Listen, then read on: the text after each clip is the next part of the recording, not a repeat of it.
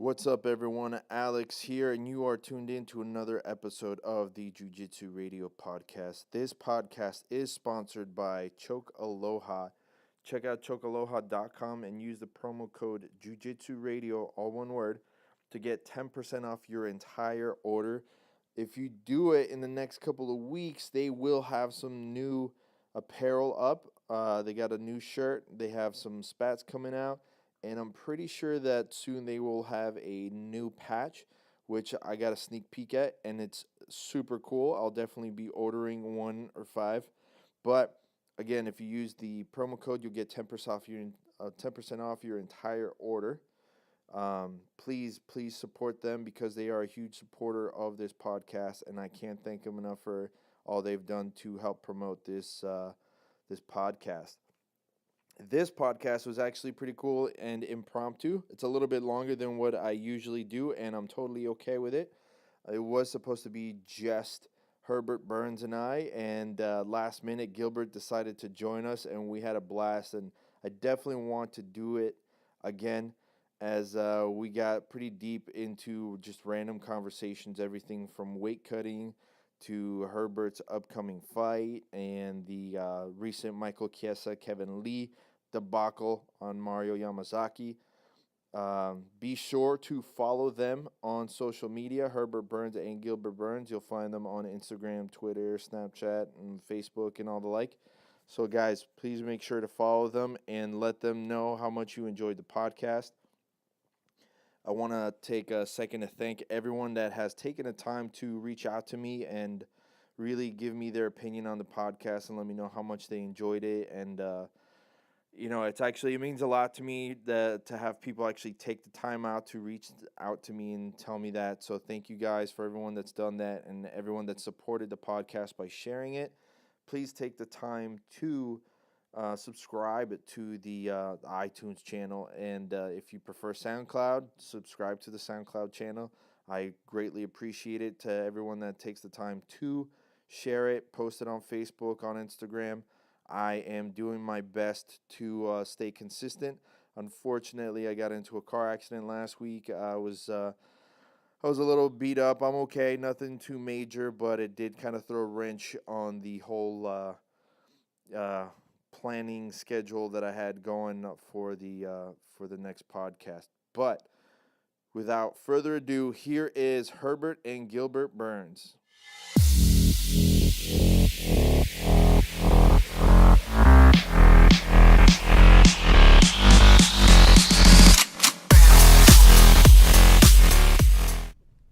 All right, ladies and gentlemen, I am joined by Herbert Burns and Gilbert Burns, world champions, local jiu-jitsu champions now.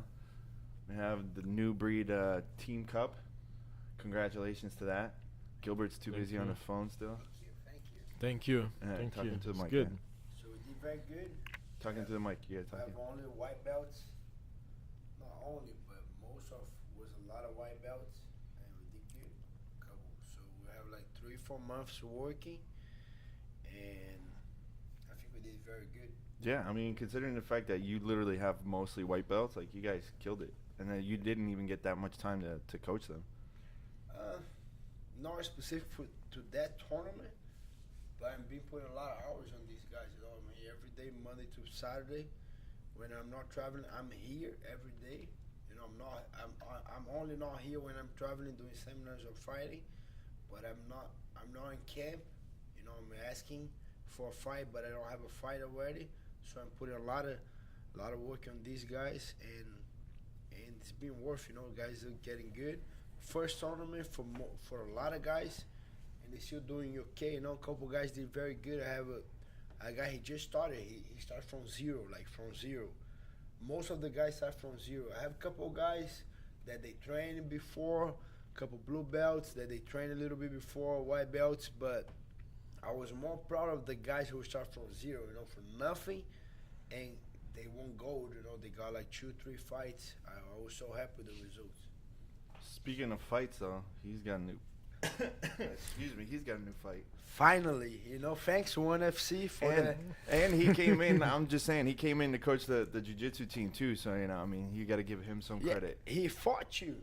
He fought. Yeah, no, actually he's been too. kicking ass. So Yeah. for people that don't know, Herbert just decided I'm gonna just do Miami Open. Comes in and he just wins Miami Open, his division, and it's like, oh, I'm just gonna go drive up towards Jacksonville, whatever. I'm just go do Naga, just win Naga. It's like doesn't tell anybody, just goes, competes, comes back. It's like I realized what it was as to why he did that. Because he came in and he saw all your belts up on the front. And he's like, no, this is bullshit. I got to put some of mine up there. No, especially when I trained for submission on the ground and I got back with that belt. I saw his face. He was kind of, and hey, bro. I need some belts also. You don't have a fight yet. So why? Me and Bruno, we had that argue, because he was waiting for a fight.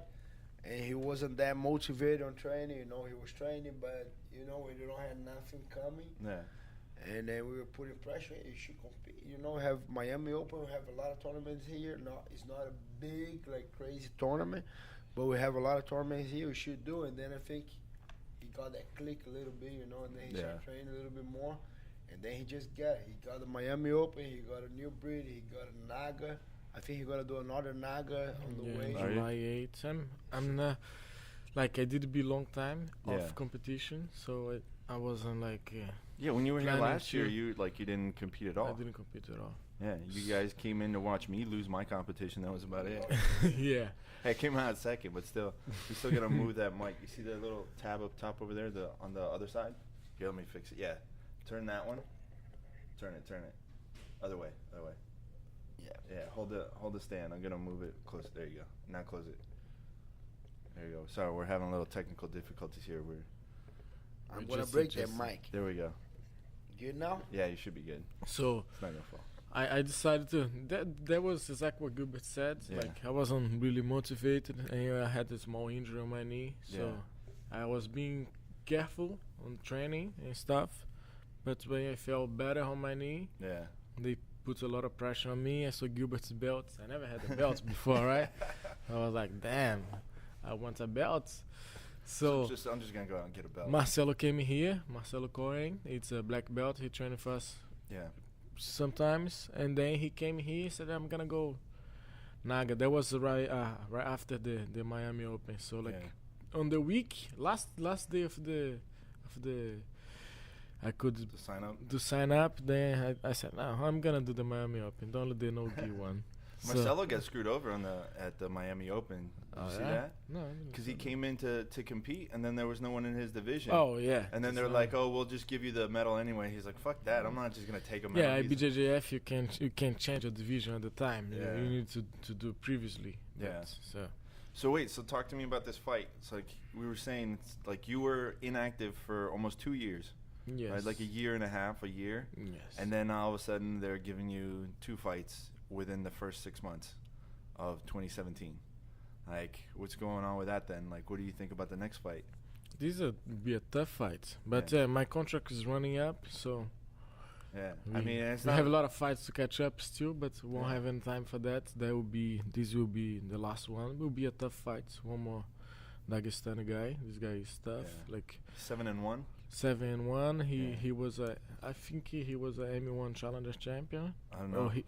Or he fought for the title. He didn't make a weight, something like that. But he has many sambo fights. Yeah. He's a sambo world champion, European also, Russian also champion. So it'll be a good fight. This guy has a good stand up. I'm a good ground. I think it's gonna be stylish different. Like he will look for keep the fight on his feet. But for you keep guys, to bring to the ground. For you guys, like, because obviously you're so high level. When you go up against high level sambo guys, is it something that you really have to kind of tweak your game, or is it something that you can kind of stick to your standard jiu-jitsu stuff? I think like all the Russian guys, especially when they are Dagestan, you know, I think they are pretty high level on the sambo. But do you feel like, is it such a big difference to you at that level, like competing wise? Yeah, I think they're different level. All the Dagestan, they're like a high level guy. Right. And we gotta do a couple adjusts with these guys, you know, because they so relaxed on stand up. They very strong, like very very strong physically. And we gotta adjust a couple things to like don't lose position, don't waste a lot of energy, because they calm, relax, they can move, they have good takedown defense because of the sambo. So we gotta do a little adjust with these guys, to make sure we're gonna be light on your feet, we're gonna be able to move like these guys move. And then when we engage, when you get close on the close distance, on the jiu-jitsu wise, on the grappling wise, we don't waste energy, me and my brother, we love to take the back. That's all. That's because our professor, our school, the style that we got. But these guys, they have very good back defense, So we work a little bit on the strategy on that, to how we're gonna get close on jiu-jitsu wise, on the grappling wise, on the clinch position. But at the same time, we're not going to waste energy. We're not going to get tired with these guys. I think that's going to be one of the keys on this fight. And the way I see Herbert fight, he needs to be relaxed with this guy. The guys, he has strong base, very, very solid base, strong guy, like wild hooks, but good kicks. He can move. So the thing is, he got to be super smart with this guy, relax on stand-up, throwing his combination. He has very long reach. Use that on his favor, right. And when he get close, then he needs to be nice and smart with strategy. Lock this guy, make that guy waste energy on that. And capitalize on the mistakes. If you can get the back, I think that's the way I can see the victory. The easy way is to don't waste energy, get that body lock, work a little bit on the clinch, go to the back and finish. So now that he totally threw out your entire fight strategy.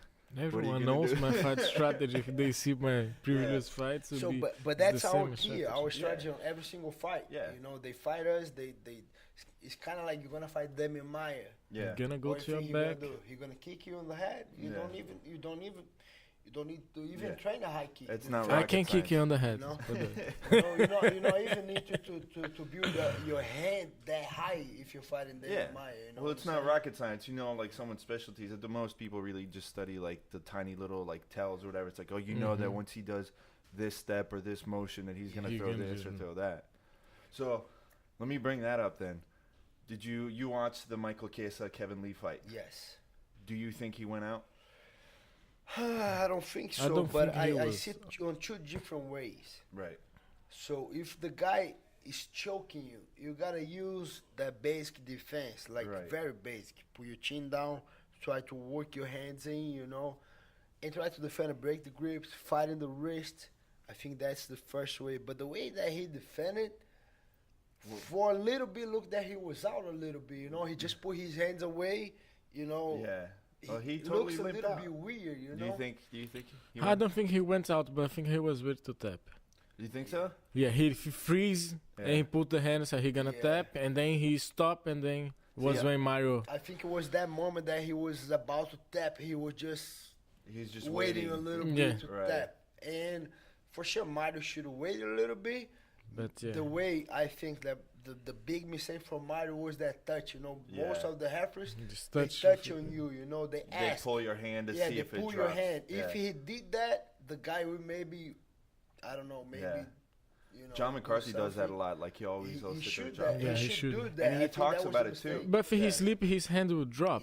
The hand didn't drop. No, but he's still on the air a bit, if his body. Because I was sitting there, because to me he went out. Because his hands drop. They don't drop to the floor, but they curl up. But then as soon as Kevin lets go, you see his head just kind of swing back, and he hits, and then he pops up again. Which is you get to the point where you're about to pass out, and then you can come right back. Especially when your adrenaline's running that fast, you're gonna come right back. I just don't like the way he tried to explain. I think for me, looks even excuse. Worse. Yeah. I tried to put my chin down. Man, come on, bro. No, you at least hold the hand. I always escape from the back. Okay, you escape with a couple always, guys. No. Man, that position from Lee was tight. If I got his back, he's not gonna escape like that. If couple guys that I know that have good back take, he's not gonna escape. Especially hands, trying to put his chin down with the rear neck choke nice and tight. Yeah, Kevin Lee could have held that for in the first round. Still a lot of energy from Kevin Lee. No, Kevin Lee won that fight. I think Mario did a mistake. I'm not saying that's a surprise.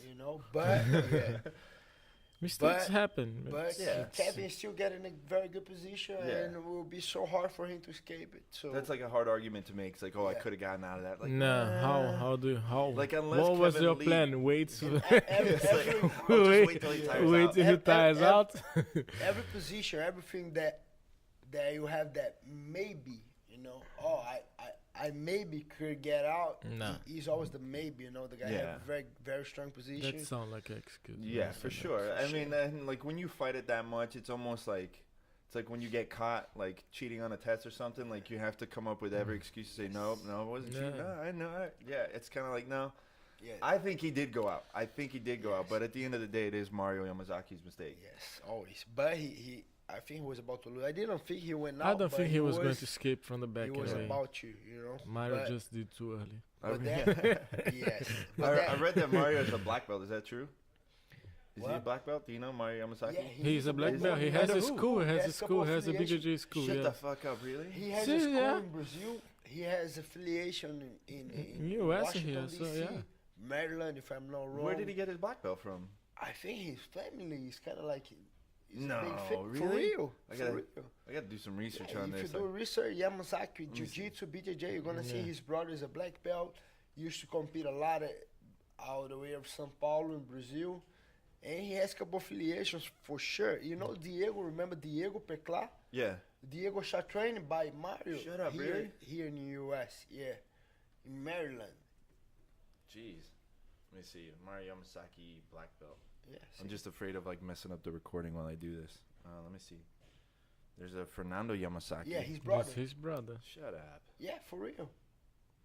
Nice guy. I mean, I still don't like him as a referee, but I'll give I him don't credit. think he's a bad He's a one. very cool guy. I don't think he's a No, bad he referee. seems like a great guy. I don't think he's like a And- dick, but I don't. I just know that like if it's the last fight of the night and I see Mario, Yeah, It's hard to mess up a main it's like, event. You're gonna fuck, be come on, man. Mario, a couple guys, Mazzagatti too, and Yves but the Lavigne. worst guy that I see, I don't even know his name.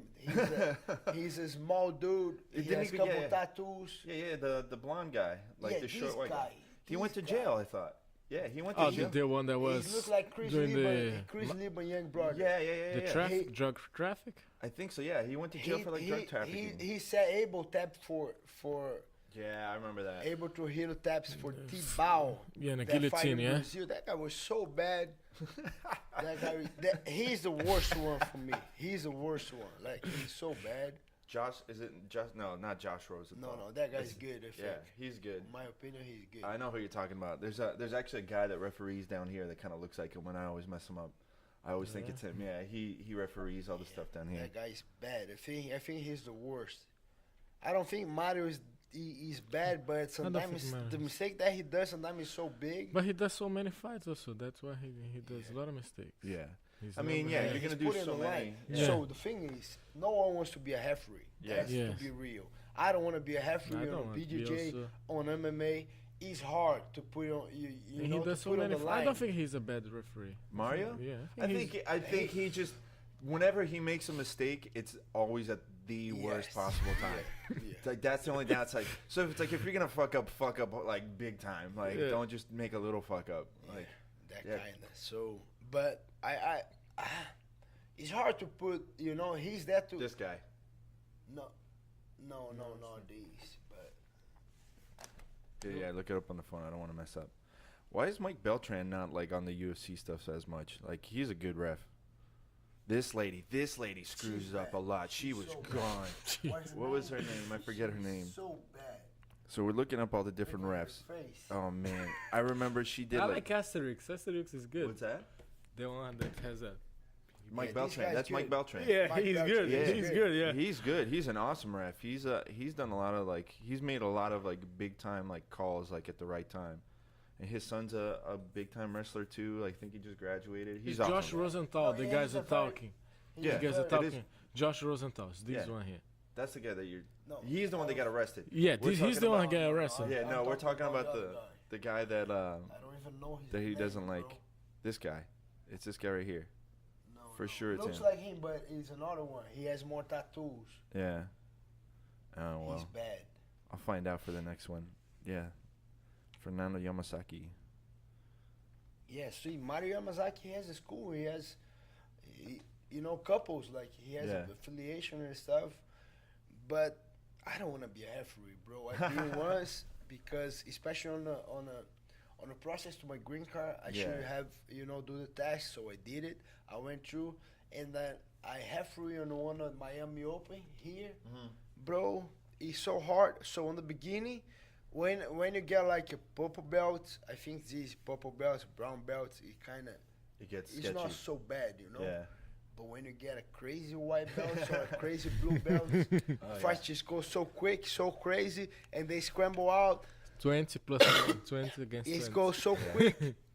And the worst part for me is because I know a lot of guys here, know a lot of guys from different schools, I know a lot of coaches. Yeah. And they call me by my name in the fight. So I got to focus on the fight, and guys yelling my name, both my friends, both students from each different team yelling on me. Hey, it's hard. Oh, for sure. It's not an easy job. It's not an easy job at all. That's why I think he made a mistake, but I don't want to, put him down. Label him as a bad referee. He's a good referee. No one's labeled Mario Yamazaki as a bad referee. I think, look, I have no problem with the guy. Never met him. I'm sure he's an awesome person. I just hate him as a referee. I can't stand watching his fights as a referee. And he hasn't made that many mistakes. It's just that when he makes the mistakes, like, he makes them hardcore. Every single count, huh? Yeah, we got Rodney Brewer here, owner of Combat Club. Just decided to storm in. Oh, he's the banger of the Combat Club, man. This guy, look at this guy. Yeah. What's up, Rodney? Diet food going around. Yeah, if anybody hears random noises, they got construction going on right now. The gym is finishing up. Gym's finishing up some kind of a couple last touches that they have to make in the bathrooms and stuff. These guys need to take showers after training. Yes, no ring worm, stay clean. Please, there's a lot of dirty people. Infection. Like, one thing I'm surprised most jiu-jitsu schools don't have is like a washing machine, because some people have to wash that game. And you know why? We got a couple guys. You know what? Like, we had a couple guys having ringworm here, like a couple guys. Oh man, why would you tell people that? Yeah. No, but you know why? That's not true. That's not true. I'm gonna tell one thing. Couple guys, I got ringworm, but all that little, like maybe 3 guys, all that guys who had it, I look at the guy is all dirty, Yeah, like, you're a dirty motherfucker, like, that's bro, why. You never take a shower. You should have ringworm. You're so dirty, bro. I'm surprised that's all you got. They ask me, what's your take after the training? I take a shower, bro. Man. Take a shower. Couple guys, man, all you have to do, you gotta be clean. Showers? Especially, like, sometimes I do 2-3 practice a day. I teach. Oh yeah, for sure. Come on, bro, you gotta take a shower before you teach. You gotta take a shower before you train, before and after. Well, Robin, after for sure, but before too, you're not gonna come here. Come on, bro.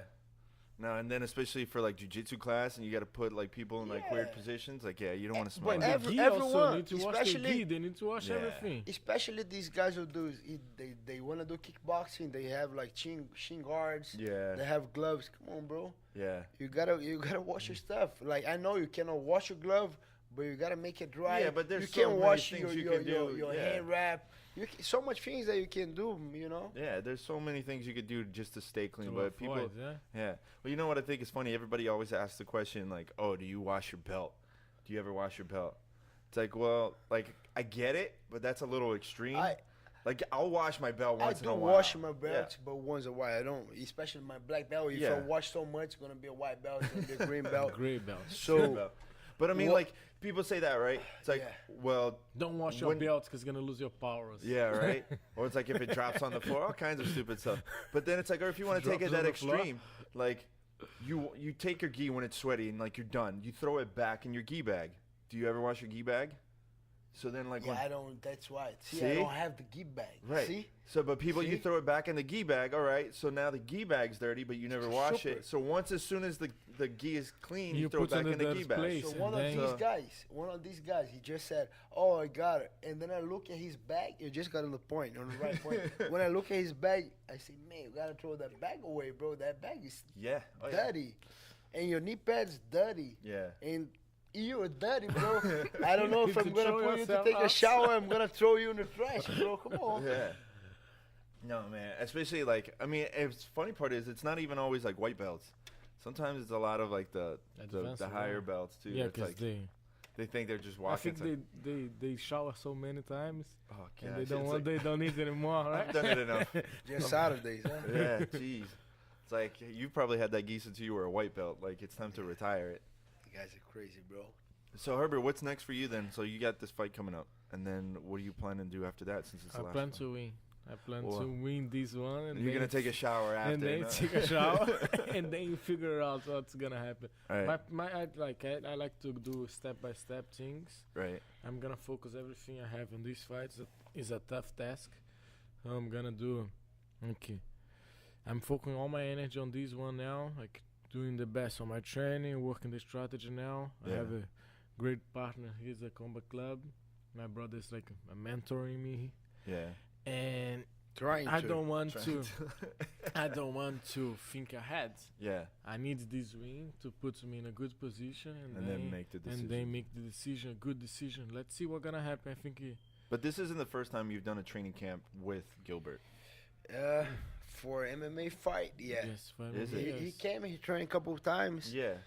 But last time he should came here, but I don't know what happened. For the last fight? But last fight he trained in Brazil. He didn't. Yeah, I remember that. Last fight he didn't train in Evolve. That he did all his fights before. He didn't train here. He's supposed to come, but the fight will get canceled. They changed the dates a couple of times. He's supposed to come, and then he ended up doing his training over there. Now, first time that we're training together for his fight, like for his MMA fight. So we train a lot for Jiu-Jitsu. But when we start our MMA career, we start on the opposite, so on a different time. Yeah. So we start when I met Vitor. So we start like Brazil, Vegas a little bit. My first fight was amateur in Vegas, and my first pro was in Utah. I was kind of with the tourist visa, but it was in Vegas, Rio, back and forth a lot. And that time he was already in Singapore. And he started his career over there. Yeah, so they asked you to go over there. Yeah, so he was teaching there and training there, and I was with Vitor. So that's how we start, but we on a different things, on a different sides. But now it's the first time that we've been together for a couple months, already. He's teaching here with me too, and then he training every day. And it's good because I can support a little bit more, especially that I don't have a fight. Yeah. I can focus more on the students, more on him, for sure. Keep training, keep getting ready. Ask for Joe Lauzon. I don't know where he at. Working hard to get. He's playing Waldo. Yeah, he's playing. Where's Waldo? Working hard to get this fight, but until I don't have a fight, I can help people out. Help my brother. A couple guys who has a fight. I can focus a little bit on these guys. Make sure they be in a good shape and good mental strong, physically strong for the fights coming, So, I mean, besides training here with him, are you doing anything different for this fight? Like, because, I mean, you're coming off, like, the first loss. Your first loss was for the title. So, like, did you look at stuff like I need to switch things up? Like, when you lost, I think loss is never good. But the good thing about loss, it's that expose your mistakes. And you need to know. You already know what you need to work on it. So I think one of the biggest things I'm working on, I was a long time inactive before. Yeah. And I'm not doing that. Yeah, so I felt the rusty, man. I can't lie. On the last fight, I was like, I couldn't have any time to reply. I couldn't counter him. He attacked. I said, man, no time to reply. He's already out of reach. Yeah. So I overreached. I did many things. I'm trying to correct that. And like it's a different fight. It's a different style of guy.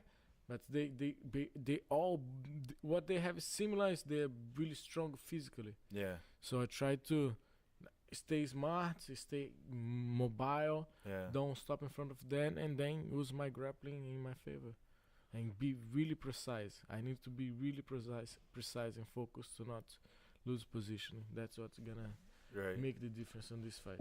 So, I mean, you've trained on and off with Henry before. Mm-hmm. So it's not like, at least that's a good part. It's like you're not making drastic changes. A lot of people like as soon as they take a loss, they go like crazy changes, like new camps, training camps, go to like different part of the world. Changing diets, changing everything. So I think one of the good things for Herbert now that in Brazil he was by himself. You know, he was kind of like he was the head coach and the fighter. You know, and here I cannot do 100% everything, but I can help him out with the food a little bit. You know, he's kind of Bruno helping him out. We have a company helping with his meals. So on the diet, he's doing it easy. Okay, supplements and stuff, he's good. Now his jiu-jitsu, he's already a black belt, a high level. We can fix a little things. I can see things from the outside that we've been adding. And then we have like coach for different area. You know, in Brazil he was doing by himself.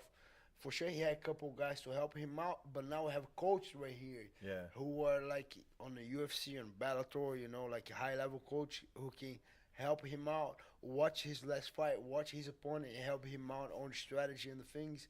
And we have a lot of, I think one of the big things right here that we have a lot of high level guys. You know, he every day he's training the high level guys with guys like UFC guys like Michael Johnson, Michael Chandler, Kamaru Usman, like a lot of heavy guys, stronger guys like that guy's gonna be, but he's having that every day. You know, every single day he has a good wrestler. Not like someone that comes in like for like 2 weeks just to help. You know, just a body to No, now he has a professional guy who can come every day and he can test himself, he can improve a little bit, he can see. And until we get on the fight, we still have like 6-5 weeks, we're still fixing that things, you know. Everything that he does good, we pointing good. Everything that he does bad, we still having time to fix that, you know, make sure he's ready. So I think the big difference is that he has a lot of guys willing to help him out to get ready for this fight, and he has a lot of different type of bodies, you know. Like in Brazil or even on a different camps, you don't have guys like Michael Johnson that you can work. Like Chandler. Especially high-level wrestling guys that I believe I want to put that his opponent on a high level. We kind of watch a little bit. We didn't know how he's going to be. Maybe he's not 100%. Maybe that guy's get injured, so we don't know. But we put in your head that we're going to have a big challenge. So what we do, we make sure we get prepared in every single area, and we have guys to make you. We prepare in every single area, so that's what he's doing every time. So like technically, it's almost like this is like your first real camp with like a real camp. I mean, Evolve MMA is pretty big. You got some good people out there, but now you're dealing with world champions or at least like, you know, title contenders. You got everybody in here. Yeah. Evolve was good, and they have a great amount of Muay Thai fighters and Jiu-Jitsu fighters also, but like they didn't have any like wrestler, like fighter wrestler on my weight class. And now we have Nick Lance, Desmond Green. We have like Michelle Nicolini's out there too. Like, Now just on wrestling point, we have Nick Lance, we have Desmond Green, Kamaru Usman, Logan Storley. Who else? We still have a lot of guys that I don't. Tony? What? Is it Tony? What's his name? There's somebody else too. We have a lot of guys. You got ADCC champions in there, so it's like we have so many guys, and I think that just adds on Herbert. You know. Like Logan hard. Like Logan's high hard. level. Michael Chandler too. Kamaru. We have that guy Daniel Strauss training here. So we have so many high level guys that he can test himself every day, and he can, you know, like former champions, top contender. It's different when we're training the guys like that, you know, like we can prove yourself. I'm not saying like competitive level, but you're training the guy who was a champion or the guy who is a champion or he's a top contender. That builds your confidence on a different level, and not just your confidence, but your technique as well. You know, training the guy. For sure, you get in a bad position, you get in a good position, and then you can have that feeling to be in a bad position, to be in a good position, and be learning, you know, and have a coach to that can help you to evolve, you know, to bring your game to the next level. I think that's the most different thing that he has right now. And the conditioning also is good in Brazil. Like I think for my last fight, the biggest mistake was The inactive? It was stay inactive, and also I couldn't focus on I was kind of injured. I wasn't in my best shape, but it was really long time no fighting, so I couldn't refuse. I mean, the that's fight. it's tough. Like you're inactive for like a year and a half, and then all of a sudden you're getting, it's like the first thing you get called is like, oh, you got your title fight. It's like, all right, like where was my title fight like 6 months ago, 8 months ago, where like you were still in shape and like mentally prepared. So it's kind of like almost like you do get thrown into the wolves with that. Let me just get that point right here real quick. I just want to shout out to Novogenics that helped my brother out with the plug with the PRP. So that's how his knee is a lot better. He got like 2 sessions already. It's that things help so much. I did 2 on my back. He did two or three times on his knee. Two times. So now he's feeling a lot better. That one of the things that make him able to fight on this fight right now. Make sure he's 100% healthy. I need to get on that.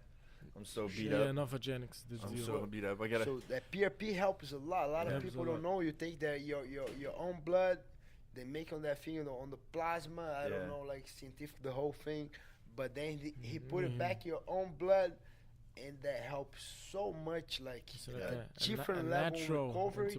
And it's a natural, natural antibiotics. I don't know if they like. I think it would. If I'm remembering it right, it basically ignites or it just the body's natural response, like anti-inflammatory response, and then throws it back in. Yeah, but makes accelerate like that thing that naturally or with a little bit of antibiotics that gonna get better. It's gonna take like 2 weeks, 1 month. That thing just accelerates like quick. You get his knee is a brand new knee.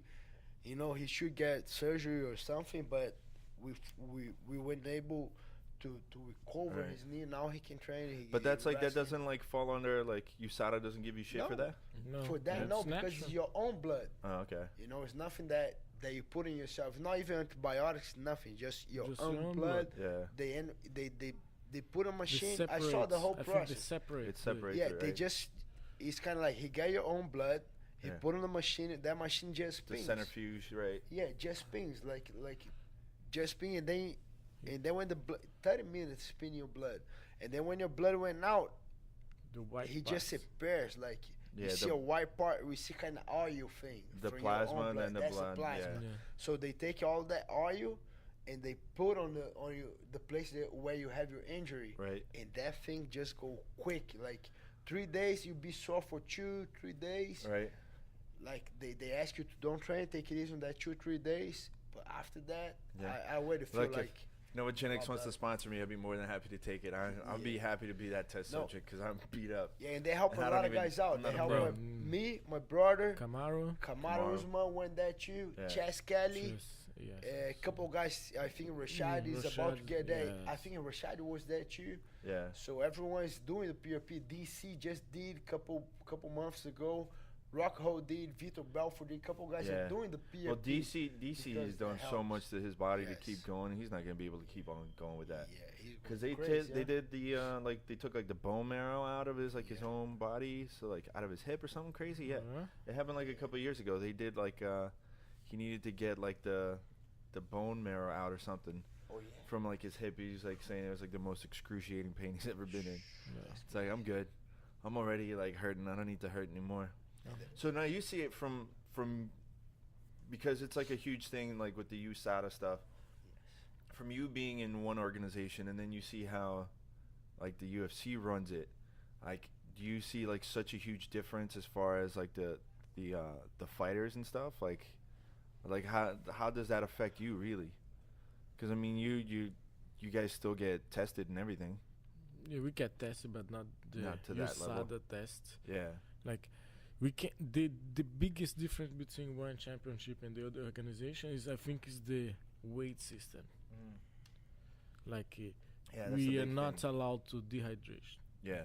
So there's no dehydration there because we have a sad episode last year where a Chinese guy he passed away trying to make the weight, and then after that they banned the dehydration and the weight cut now is different. You need to be, I think, on the start of your camp, within 10%. Between 10 and 6% to your weight target.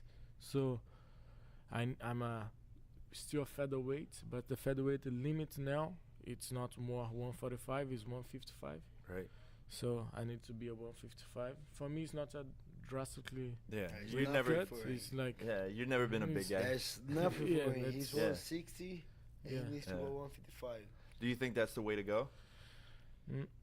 I don't feel like the strongest guy in the division. I was Right. never the strongest guy in the Right. division, but I think it's a good way. Needs some Safer, adjustments. safer. It's safer, but needs some adjustments. Not there yet, but I think it's one way to go. I don't know how if they will improve, if they will do something differently. But on the week of the fight, I need to go there. I need to be on the weight, and they measure my hydration. So We they do a tested on the hydration week of the test. fight, Yeah, on the week of the fight every day. but not like throughout your camp. Because I remember reading something where they But tested how at the camp. how can they can test during my camp?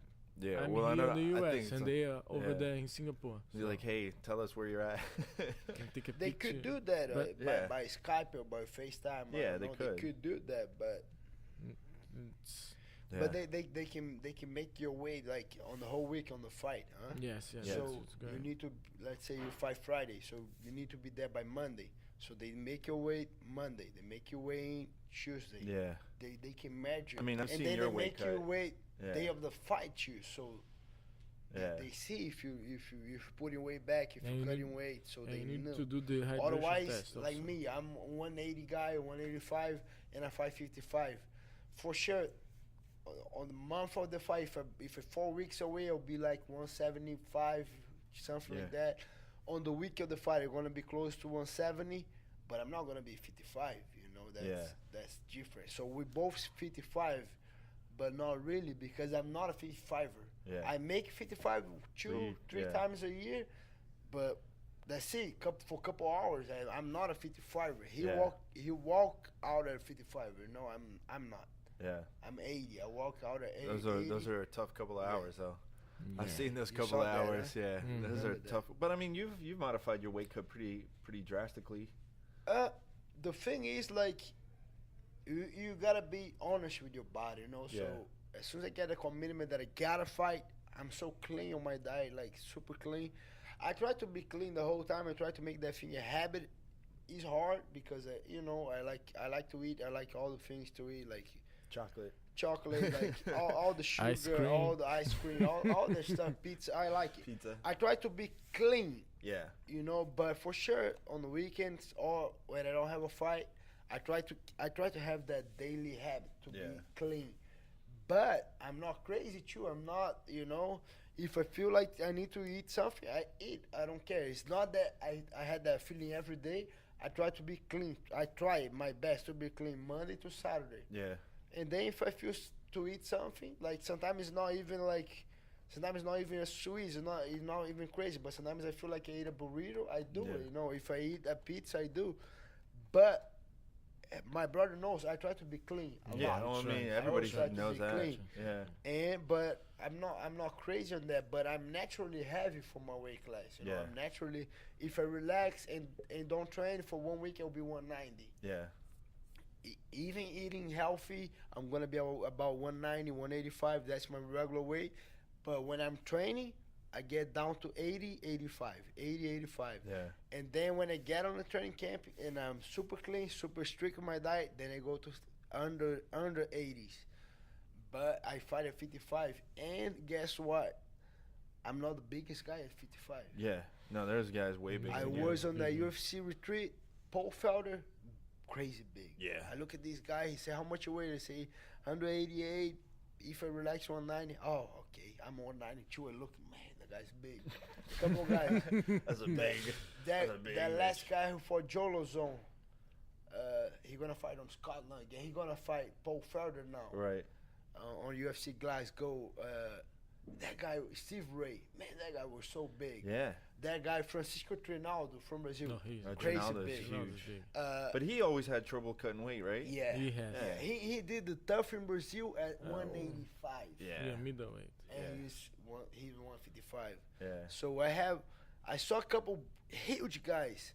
I in my mind I said, man, I'm one of the biggest guys like on the division. But Yeah. then after that, a lot of guys bigger than me. They have a guy from London too, crazy big. T-Bow, super wild. He's T-Bow he's not huge. taller than me. He's not taller than me, but he's wild, like big. For sure, that guy's 190, maybe 195. Yeah, but I mean, like, how much of it is actual like muscle and water, and like how much of it is like fat? Because a lot of the guys, it's like they're not consistent on their diet. They're just gonna go, all right, I'm just gonna change my diet for these 8 weeks, like 6 weeks, and then go back to eating I like think shit these guys after. that's just big, they kind Just of naturally control big. themselves and they are naturally big. Yeah, Because well, if look they at don't Hendricks. control, it's hard for them. I know, but the thing is, if you just do the diet when you have a fight, Yeah. even the science say every time gonna get harder. You know, you Yeah. need to try to make that habit to eat clean. You know, for sure you're gonna have your cheat meal, but you gotta try to live that life. You know, have that style. Well, you're you know. preparing your body better, because if Sure. you're just making a drastic change to your body, it's gonna get into like a self-preservation For mode. sure. Instead of like, okay, you made a lifestyle change and your body is consistently running at a higher, like, you know, like just cleaner rate. Yeah. When you make that quick little change, it's not gonna be as drastic to your body. They just said that example for Johnny Hendricks. He used to just do that diet to 170, and then after that fight, he going crazy. Yeah. Now he's having trouble to make 185 because Well, they're of saying- that, and he don't make 170 no Yeah. more because of his habit, that lifestyle that he He owns has. a restaurant also. Well, that's what I was so saying. Be hard for him. My joke was that it Must was be hard for him. he's been eating all the leftover stuff from his failed restaurant. Like, I'd be pissed off too if like there was But food you spoiling. know Like, what- someone's you know gotta what I eat heard? this. That's why he failed. No, he said He was eating the whole thing, bro. Yeah. And enough. Oh, I want to order these. Oh, bro, I just eat the last one. You know. It's like, you got about 5,000 pounds of steak. Someone's got to eat it. Oh. I got to eat all my steak. Yeah. I want to order a hamburger, bro. I just ate the last, Well, the he last says- box that we had. He says that he got a cold the week of the fight, or like By maybe, eating meat? maybe. yeah. Well, no, his But all that sickness, before they come from a cold for something, is because your diet's not Right. good. But your this is- food is not right. This is what he Then- said. He yeah. said that his wife and his kids were sick like a month before the fight. And he's like, "Oh, I'm good. I'm totally missed it. It didn't hit me." And then as soon as he started cutting weight, he started getting sick. It's like, well, I don't know if I believe that. It's like 10 days incubation period if you get sick. So if they've been sick for a month, within 10 days you're going to get sick. Yeah. So then you're not really telling me that you got a cold. Did you see the guy, the guy from, I think it was Bellator, that he was like, couldn't make the weight and he got caught cheating? Oh, Oh, you didn't see this? You got to go back. I forget the guy's name. He knew he wasn't going to make the weight. So he was like just stripped, goes completely naked. So the guys are holding I saw they're that. holding the He towel. tried to get the towel, yeah. Yeah, well, Try to get DC style? No, worse. He tried to get to like Step the out, edge yeah. of the scale and had his foot off. And like he started to get away with it, and the guy's like, "No, you need to move. You got to have both feet on there." He's like, "Oh, okay." And then he's like kind of playing stupid, and he kept on trying to sneak his foot off or trying to lift it up for like The 5 minutes. The guy just look at him. The Yeah. job of the guy is It was just like- make sure he's on the scale. But they're like staring at him. There's like 3 people staring at him, telling him like, "No, you need to be flat on the scale." He's like, "Oh, okay." And then as soon as like he realized he was pushing the limit, he's like, "Oh, I'll just come back. And they're like, "No, you need to register this weight now." So I can't Come remember back what for happened. what? Just come back. Yeah, no, he Some just water. he's like he's grabbing his junk and he's like stepping up the scale in front of everybody. He's like, I'll just come back. I'll just come back. These Like, guys. no, bro. Like, This guy is so smart, huh? well, you know what it is? It's like New York. The New York Commission is like, now once they got caught like that, they can't get caught screwing up like that again. But DC I played just them heard, good. I just heard something from Michael Chandler. He's saying about the commission from New York, Mm. but the commission there is so bad. Oh yeah, I of course. went there once for Combate Americas with Uri. Man, the guys, okay. So he made a weight, was easy. And then day of the fight, he was scheduled to fight at 10 or 11 o'clock p.m. Oh, they say, you need to come here 5 p.m. So no problem, was in the casino. Was just come down the hotel, go to the arena. It was right there. Oh, you need to get there at 5. So we get there 5 to meeting rules. Right. When we get there, nothing in there. Shut up. And then we were just, hey, where's the meeting room? All the fighters, every fighter was there. Oh, where's the meeting rooms? Oh, I don't know, blah, blah. No one knew how to explain that. Right. So, point is, they was there, and they, if you want to do the P test, you already can do the P test. And the fighter, okay, great, I'm here already. Everyone went to the P test. After they done, they say, oh, okay, now you guys need to stay here. You cannot leave again because you did the P test. What? Man, but all the fighters will fight. The show gonna start at 9. Yeah. Most of the fighters gonna fight like 10, 11. Why they gonna stay there? Yeah. And end up that they say, no, I'm not gonna stay here. Like, I need to go crazy because the fighter will kind of. Yeah. They say, no, they're not gonna stay here. He not gonna stay. I don't know the other fighters, but he's not gonna stay. Oh, okay. If he have to go, okay. So I gotta throw his P away. They throw the test away. Shut up. We went back to the room to relax a little bit. When we went down, he need to do the P test again. All the fighters gotta redo it again. So the commission that they're not used to with MMA because they don't know. They don't know boxing. But they still so bad. So but I mean, bad, like, wouldn't you at least like? It's like, well, I guess they're in a shitty spot because they've waited so long to allow MMA in. Now all these like commission guys have to play catch up. They can't. I was gonna say they should bring like the Nevada State Commission come in and kind of like teach them or kind of guide them. Yeah, but they can't do that because then it makes them look stupid. They don't want to do it, right? Because of that, they want to. Then they look dumber. Like, it's already bad enough that DC just exploited them like in front of the whole world, and now they're gonna be like, oh, can Nevada come in and kind of show us what we're doing wrong? Meanwhile, everybody wants to call like New York Mecca for freaking boxing and all this stuff. It's like, well, you guys still don't know what the fuck you're doing. So bad. I mean, I've seen it though. Like Jay-Z, when we did the World Series, yeah, it was the World Series fight. I want to say it was like 40, 39, whatever. I think it was the Pat Healy fight. Like, commission came in, he was already like wrapped up and everything. They're like, oh, you got to do the P test. Like, he's in the corner. He's like in the corner of the room, like, you have to do it. It's like, so bad. And the Florida commission isn't that bad. Like, I mean, I know the guys, like, they make some serious mistakes. I've caught them making some serious mistakes. I don't like that too. For me, too worse. I've been on Utah. I've been on Nevada State. I've been on the California. Couple different one, New Jersey. Couple different ones. But bro, Florida I think is bad, and New York is bad. This is the worst. New York's gotta be the worst. Both are the worst for me. I've been on not a lot, but I've been in Chicago. Here, right? I've been on different ones. I've been on I'm gonna see them Phoenix, tomorrow night, so I'll let them know I said it just in case. Phoenix, I've been on different ones. They are cool. They all trying to do work. I think when the commission thinks about the event and especially thinking about the fighter, they do a good job because they're not just to do event, but just to make sure the fighter is gonna be safe. He's gonna be safe. So when they think about the fighters, they do a good job. But when they don't, no, you need to be, bro. Come on, bro. Guy gonna fight. Yeah. We're not here like it's not a meeting. It's not a.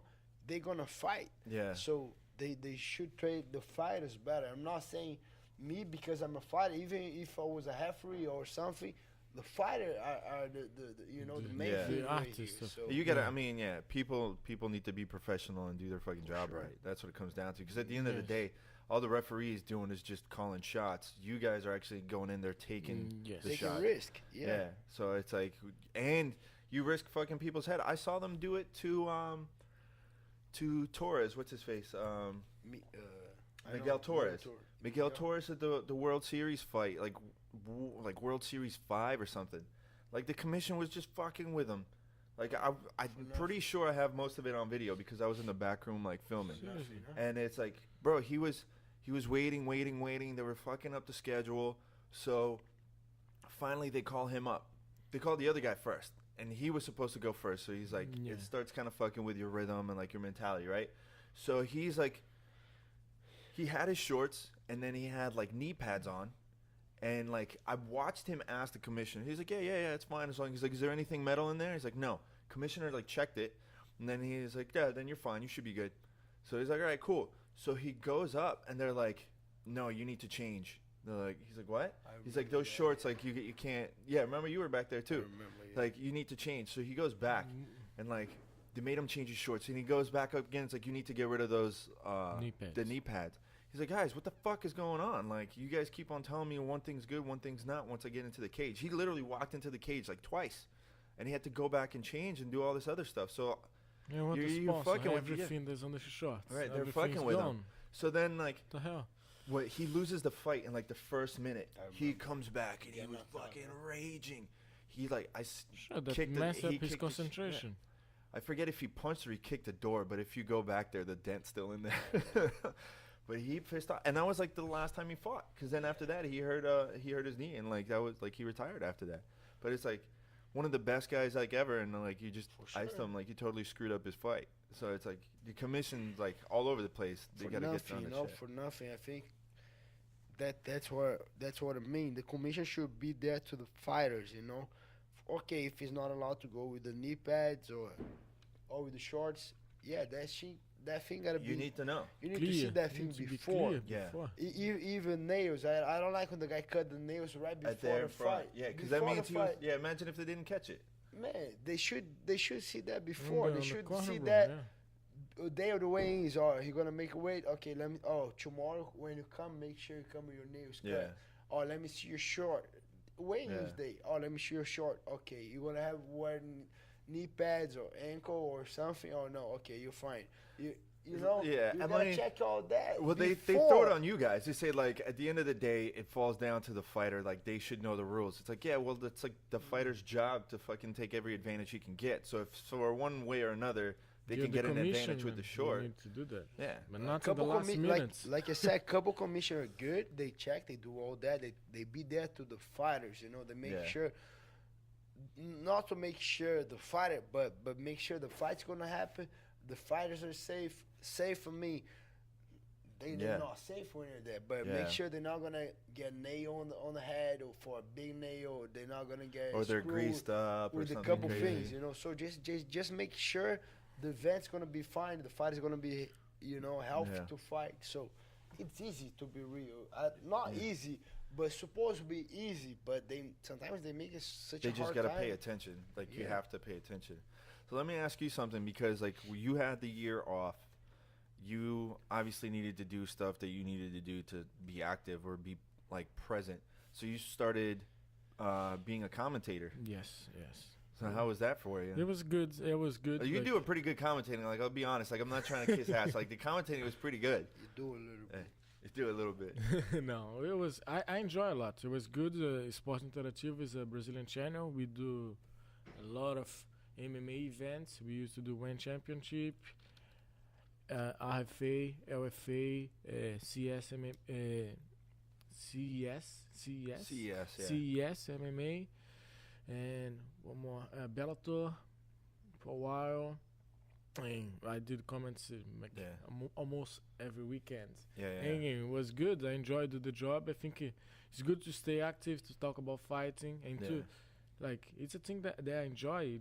I learn a lot to how to watch a fighters now, how to see what they're gonna do to analyze more the fight. And like I think the people in Brazil appreciate that, and For it sure. was good for me to be active, because you know you get some commentators, they are not fighting actually, like they fought, but a long time ago, and the sport evolved a lot, it changed. So when I can get a good feedback, and I think they appreciate it a lot, and it was really good. For sure. I enjoy mean, a lot. I definitely like. I know that was one of the things. Like the first couple of times for like Metamoris, they had like the commentators that sucked. They even brought in, what's his face from Married with Children, Ed O'Neill.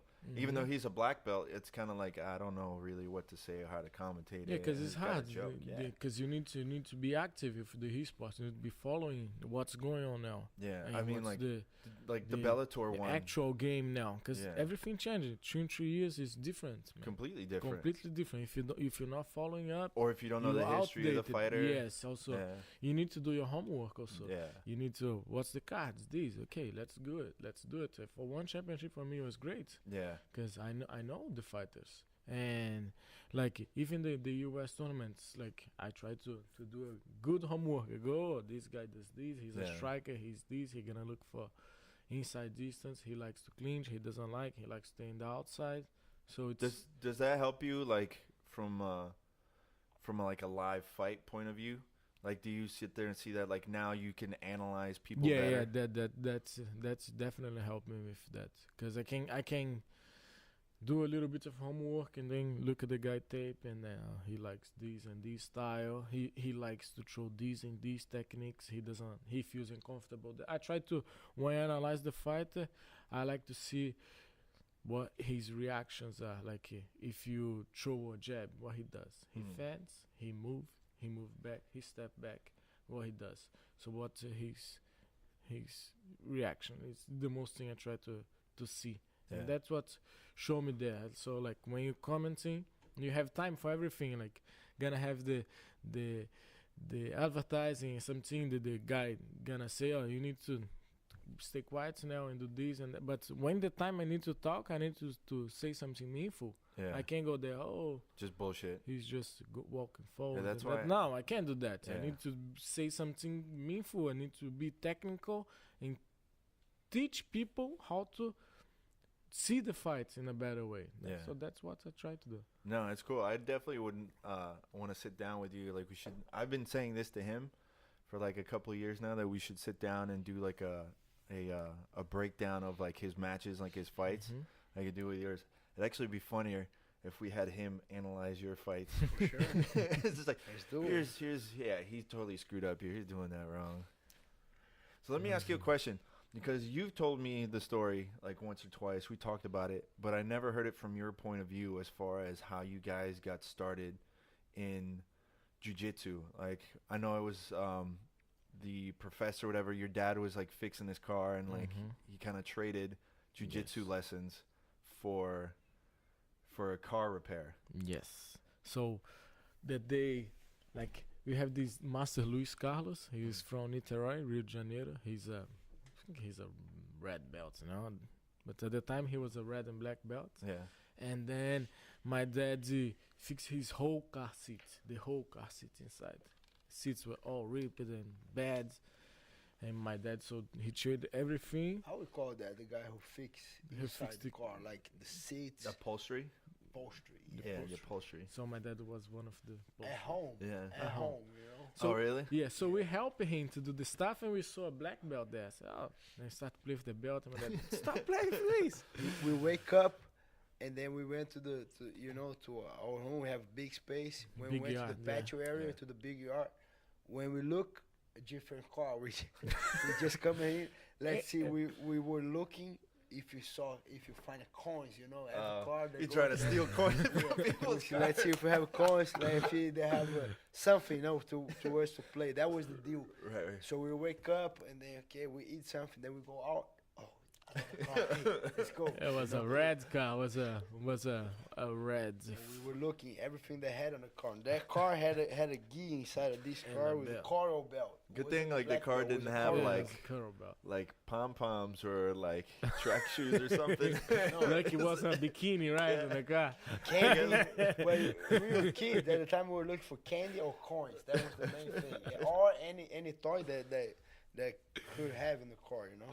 So we saw that, and then my dad looked. We already knew what was a gi because we did karate when we were Right. younger. And then when my dad finished the job, like Master Luis Carlos left, and my dad called us. I said, "He's a jiu-jitsu professor. Do you guys want to do jiu-jitsu?" And we already saw like few tapes of Royce Gracie on the UFC at that time. Right. And then we're like, yeah, sure. Because, like, we finish school, we just go home, we play, we be on the streets a bit. And, like, we're not doing anything actually, like, to learn or to improve. Right. So we said, yeah, sure. And he said, look, if you guys do, you guys must be the best. I remember this very well.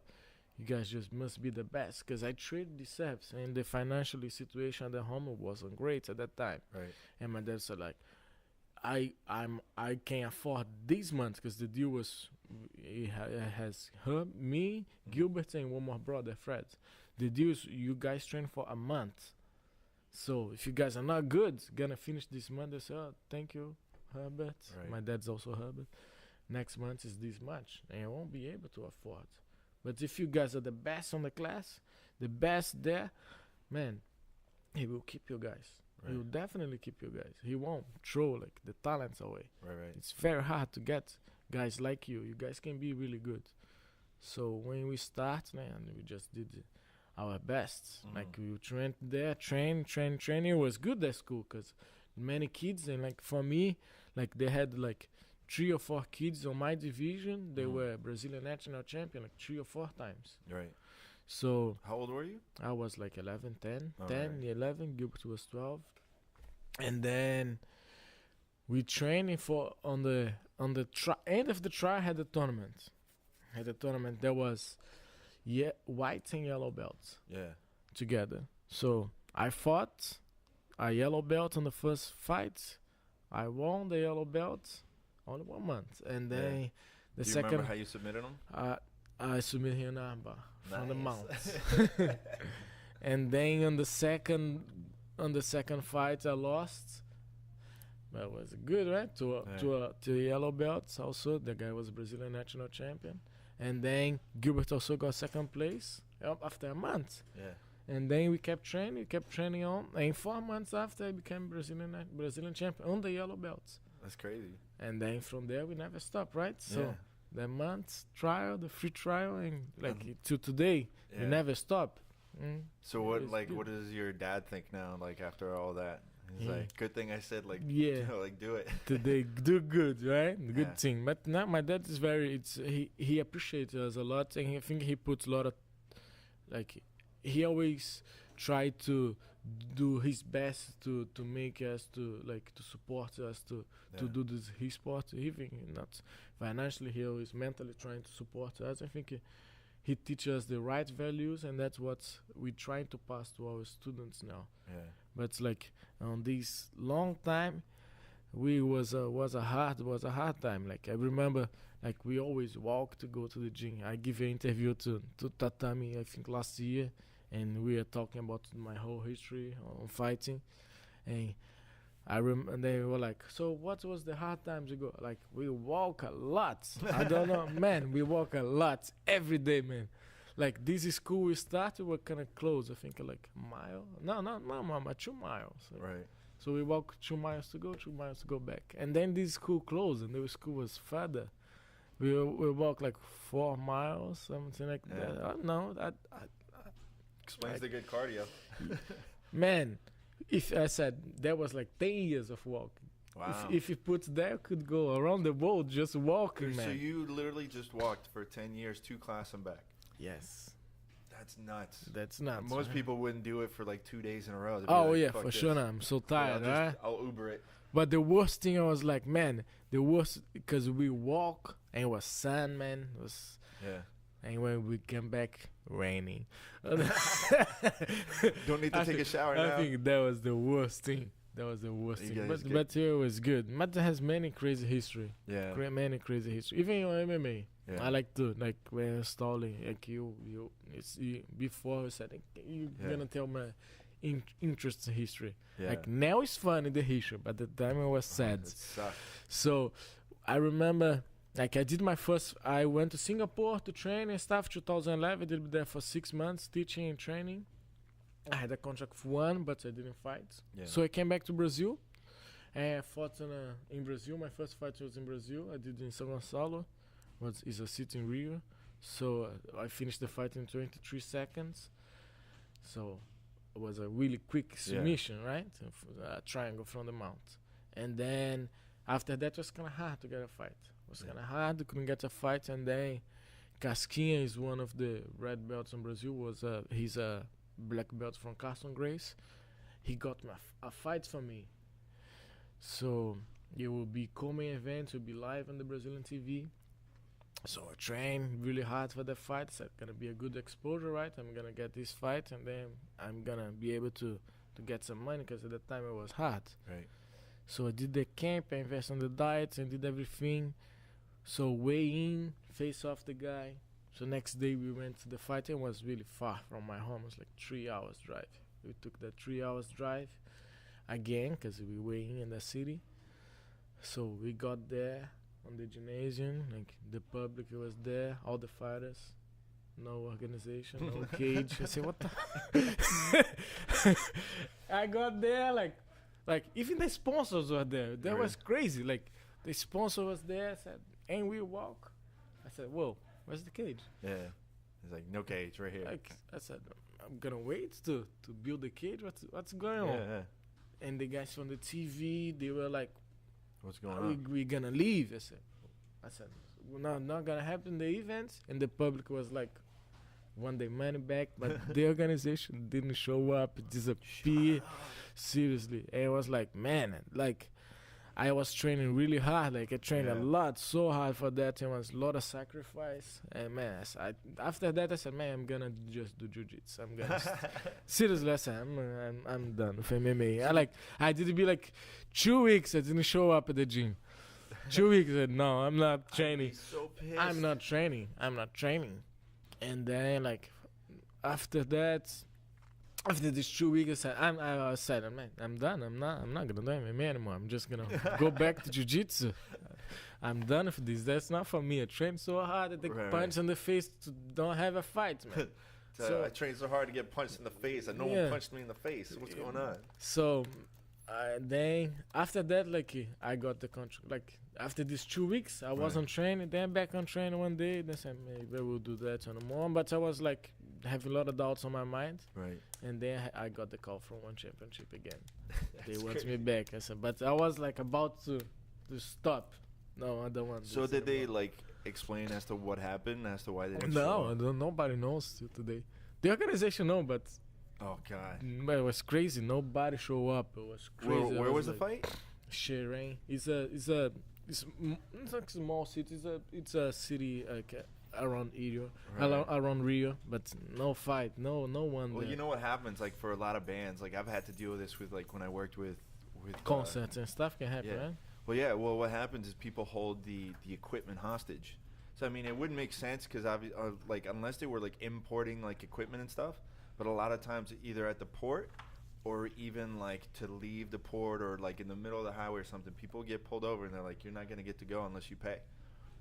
No. Oh yeah, no. Oh yeah, dude. There's like tons of like bullying, no, well, you call it bullying. I call it like a mafia, like a shakedown. Yeah, it's a shakedown. Yeah. High level. Yeah, no. I've had to deal with it with stuff like that. Like we've had it imported stuff. So like, think of like the band Iron Maiden. Yes. They're like one of the reasons why they fly themselves is because they handle everything, because other bands have to either fly stuff in or they rent stuff at the location. So let's say if I fly to Brazil. Like I would, like if I'm a lower band, I would most likely end up like renting equipment from there. So then you don't know if you're gonna get like actual working equipment. So then what you have to do, you're gonna have to fly stuff over. So like bigger bands like U2 and stuff like that, they'll probably have stuff flown over there. So once you get to like the port, whether let's say like or whatever to the airport, they're gonna be like, if you want that stuff on your truck and off the plane, it's gonna cost you this much more. Yeah, you know what happened with that? I knew it. Naga. When Naga tried to go to Brazil. Oh yeah, for sure. I heard about it because they was planning on doing a big thing in Brazil. Was doing big because in Brazil they all medals. So if they give you a belt, everyone fight. Yeah. And Brazil is kind of like crazy people. They all want to fight. If you just put a Naga over there, a lot of guys are gonna fight. Oh, for sure. To have that belt, especially today, social media, they want to post, they want to do that kind of things. So he planned to do the Naga there. He did it. Yeah. But he needs to flew the belt like 3 times. He flew one time, and then they asked for so much money. Yeah. He don't want to pay. He want to try to get around a little bit. Oh, it's for that. I pay the tax away. I pay this kind of guy. Where's the belt? Disappeared on the first time. Yeah. I don't know what happened. Second time he needs just to let go from the place that he flew just to get that things to put on the truck to go. Right. He needs to pay like $2-3 grand just for that. Like, that's what happened a lot in Brazil. Like, oh, yeah, it happens. It happens all. It happens everywhere, down here in Miami. There's everywhere. Huh? Yeah, everywhere. Any time that it involves like import or exports of goods, you're gonna deal with that stuff because that's where the money is. And people know it's like, let's say you had like a product that you wanted to import. And that's like the main source of income. Like you need it. I'm just gonna sit there and hold it. And be like, oh, you really want this? Okay, it's gonna cost you $1,000 if you want this. And you can't say no because all I have to say is like, oh, that never showed up. That cargo never showed up here. I had to deal with it with. But they do that. The thing in Brazil that they so corrupt, they're gonna make it there 5 times. You know, they say, the thing is here, but it's 1,000. You know, it's a $1,000 tax. Yes, it's these tax. I need to get a tax first, and then you give the tax, and they say, bro, but I need extra These 2 and grand that. for this, and then until you get your thing, It's, it's not worth. And I think that's one things that the acai. Yeah. The Brazilian one is different. We don't have here. No, you don't have it here. I think that's why they couldn't bring the acai here because it was so much money. Well, that's different though because you're importing. That's a whole mixture of importing goods from Brazil and like the U.S. and like Brazil kind of butt heads on that stuff, and it's a food product, so then it has to go through a whole bunch of other like certifications. I think and stuff they got the certification because. Like they have to. Sambazon couple you have ones, the Sambazon, and there's like a couple other ones. But the real one from Manaus, from like Belém do Pará, the good one. You're not gonna get it here.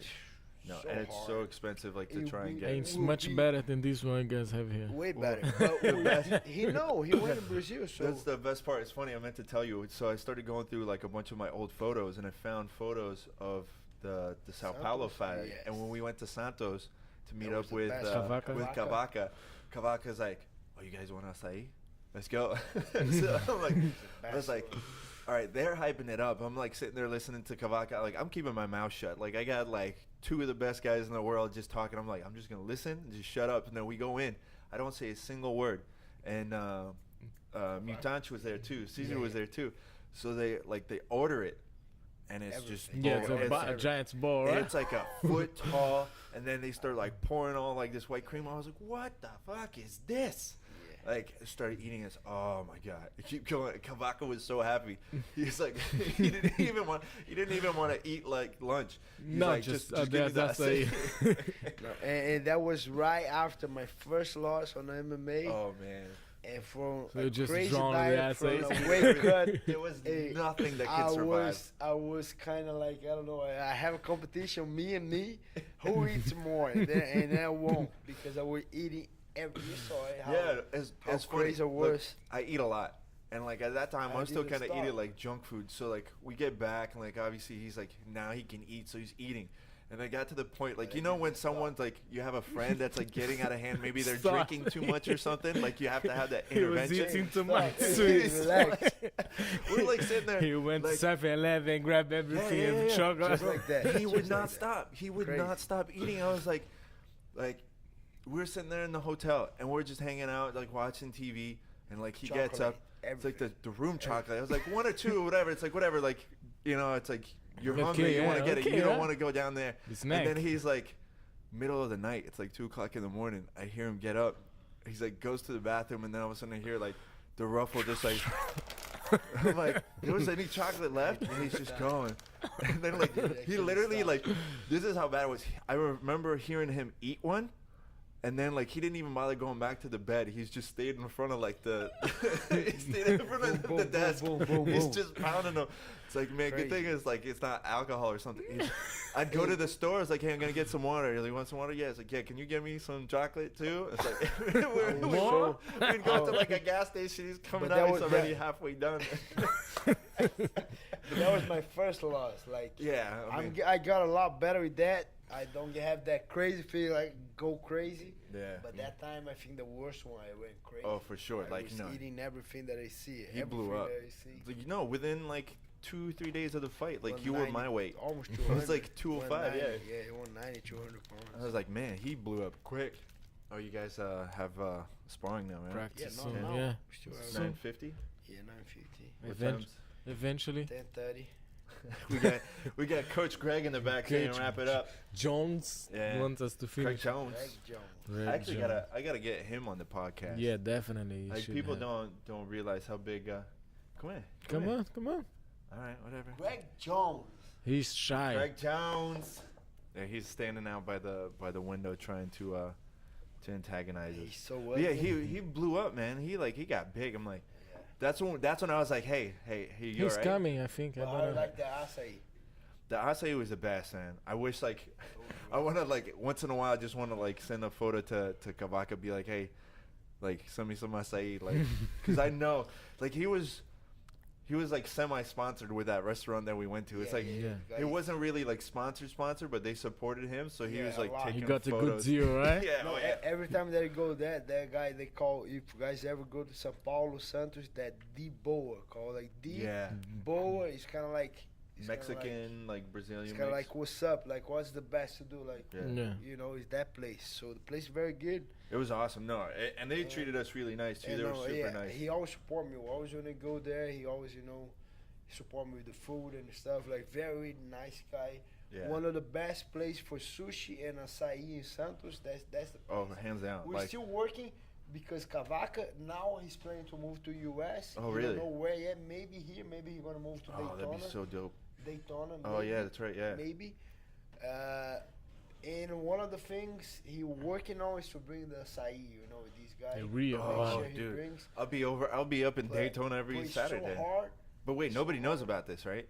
No, but he's planning. No, he's already. He's now we know. Now we know. Newsflash, bro. Breaking news. Yeah, every time Gilbert comes on, like we're breaking news. Last time was the Paulo Miao movie, like getting the doping thing. We said we posted up there 2 weeks before everybody else knew. So I'm just saying, you know. We got the inside scoop. I'll just have him come in every couple of weeks. He's going to go snitch on some. No, that'd be dope, though. If Cavaca comes to Florida. He's not sure yet if he's going to come to Florida. He's still on that, like... Mr. Cavaca, please come to Daytona. Yeah, he's between Florida and California. Yeah. You know, he has the guy, like, children are here in San Diego, too, California. That's a very well, you guys had the seminar up in Washington. We had the seminar in Portland. Yeah. That was cool. By next level on Portland, man, it was cool. We had a great time. The guy there, Cavaca is awesome, man. He's super funny. He's chill. It's like you wouldn't even. Very nice. That's the one thing about like those high level jiu-jitsu guys. Like there's only a couple that you'd be like, okay, this guy's crazy. Like Cavaca is like a beast. Was a badass competitor. Yes, nicest guy. Nicest guy. World champion as a fighter and as a coach. Yeah. You know, he's a Bochecha. Like he give all the belts to Bochecha, white to black. And when Bochecha became a first-time open class or division, he was training by Cavaca. So he's very well known a coach, person, and a fighter. So very, very cool guy. I always have a nice time with this guy. We were in Portland like 3 weeks ago. We had an awesome time, bro. He's a very nice guy. Who don't know Cavaca? Very nice guy. Oh, dude, like if I definitely for like the lower belts, I think a lot of people don't know some of like the early guys like.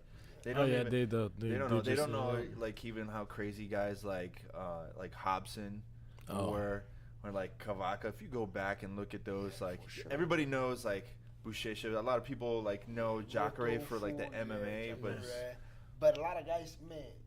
Last time that I went on Polaris when I fought Polaris, I teach a seminar like 2 days before, and then Victor Shaolin was there. Yeah. You know, he was one of the guys that I had opportunity to have him as a coach, not main coach, but as a coach too. You know, I was training him twice a week, go all the way to Flamengo to train with him in Nova União, and I had a guy like as an idol. Like, man, I want to be like this guy. You know, I still have like his style, like guy who put a lot of aggressivity on the takedowns, top game, bottom game too, but.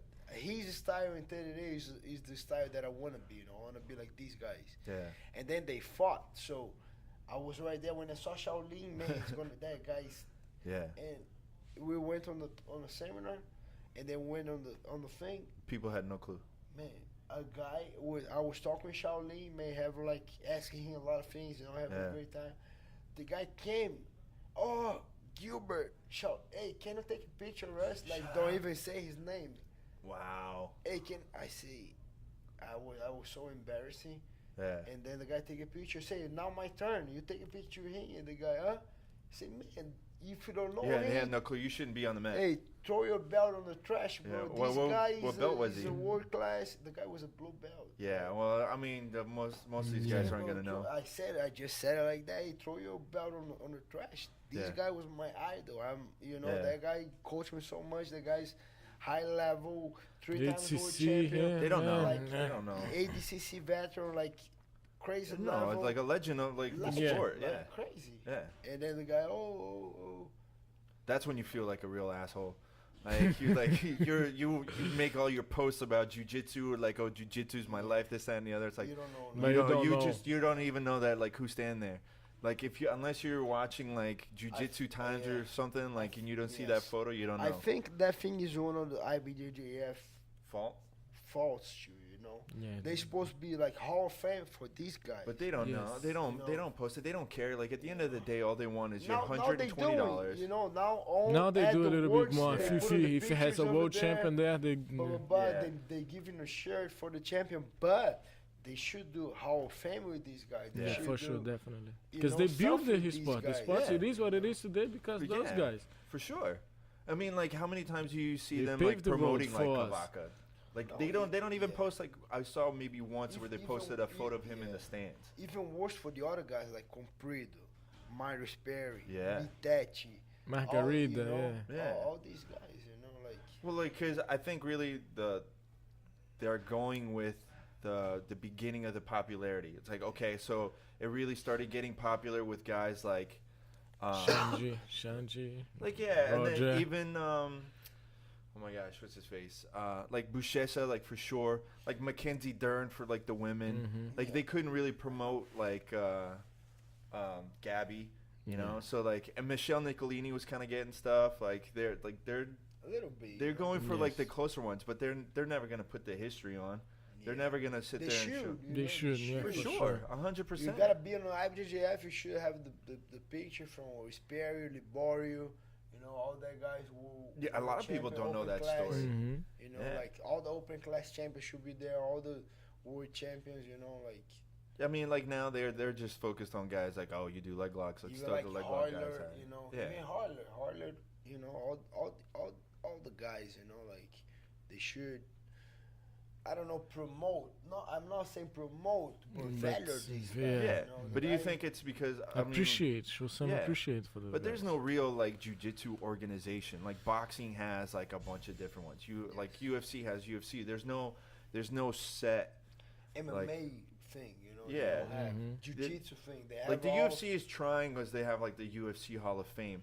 But they're like supposed to be, in my opinion, supposed to be MMA Hall of Fame, not UFC, because we have UFC. Then the guy leave UFC and go work for the organization. They take out the guy from the Hall of Fame. That's why they buy it up, like all the libraries. That's why now they own like Pride and all these other ones. Like, they own like the Kombachi, like Titan FC, because then they can say they want all to be World FC, but supposed to be MMA Hall of Fame, and Jiu-Jitsu too. It's not supposed to be IBJJ. It's supposed to be Jiu-Jitsu Hall of Fame, Yeah, I mean, there's tons of guys that like let's be honest, like, most people didn't know, like, or didn't remember until like the Polaris fight. Nobody knew that whole story again, like, because they didn't even. I mean, I love Polaris, but they didn't do a good job of telling his story, because I think it's kind of like taboo to say what happened and like what happened to him.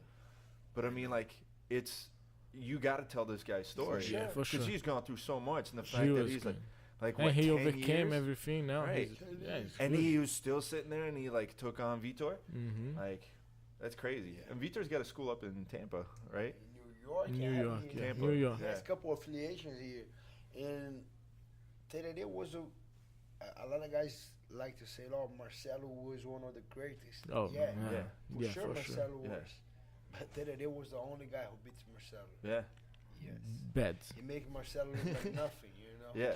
It was crazy. And then Marcelo is kind of well known with all Marcelo, but Tererê. Hey, Roger Grace was his prime also. Like, he almost finished Roger.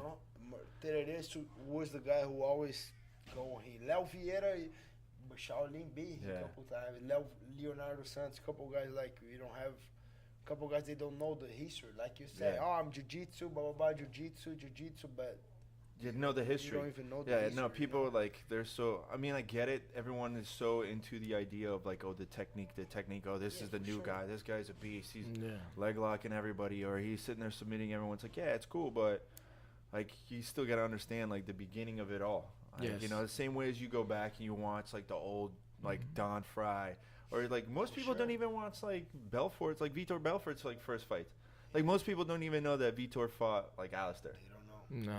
Like, they don't know that. People They never don't know watch, like, Sakuraba. Shogun. Yeah. They say, oh, Sakuraba going to Hall of Fame. They are. Who is this guy? Yeah. He's Japanese. Man, Oh, yeah. how you don't know Sakuraba? But he didn't even fight in the UFC.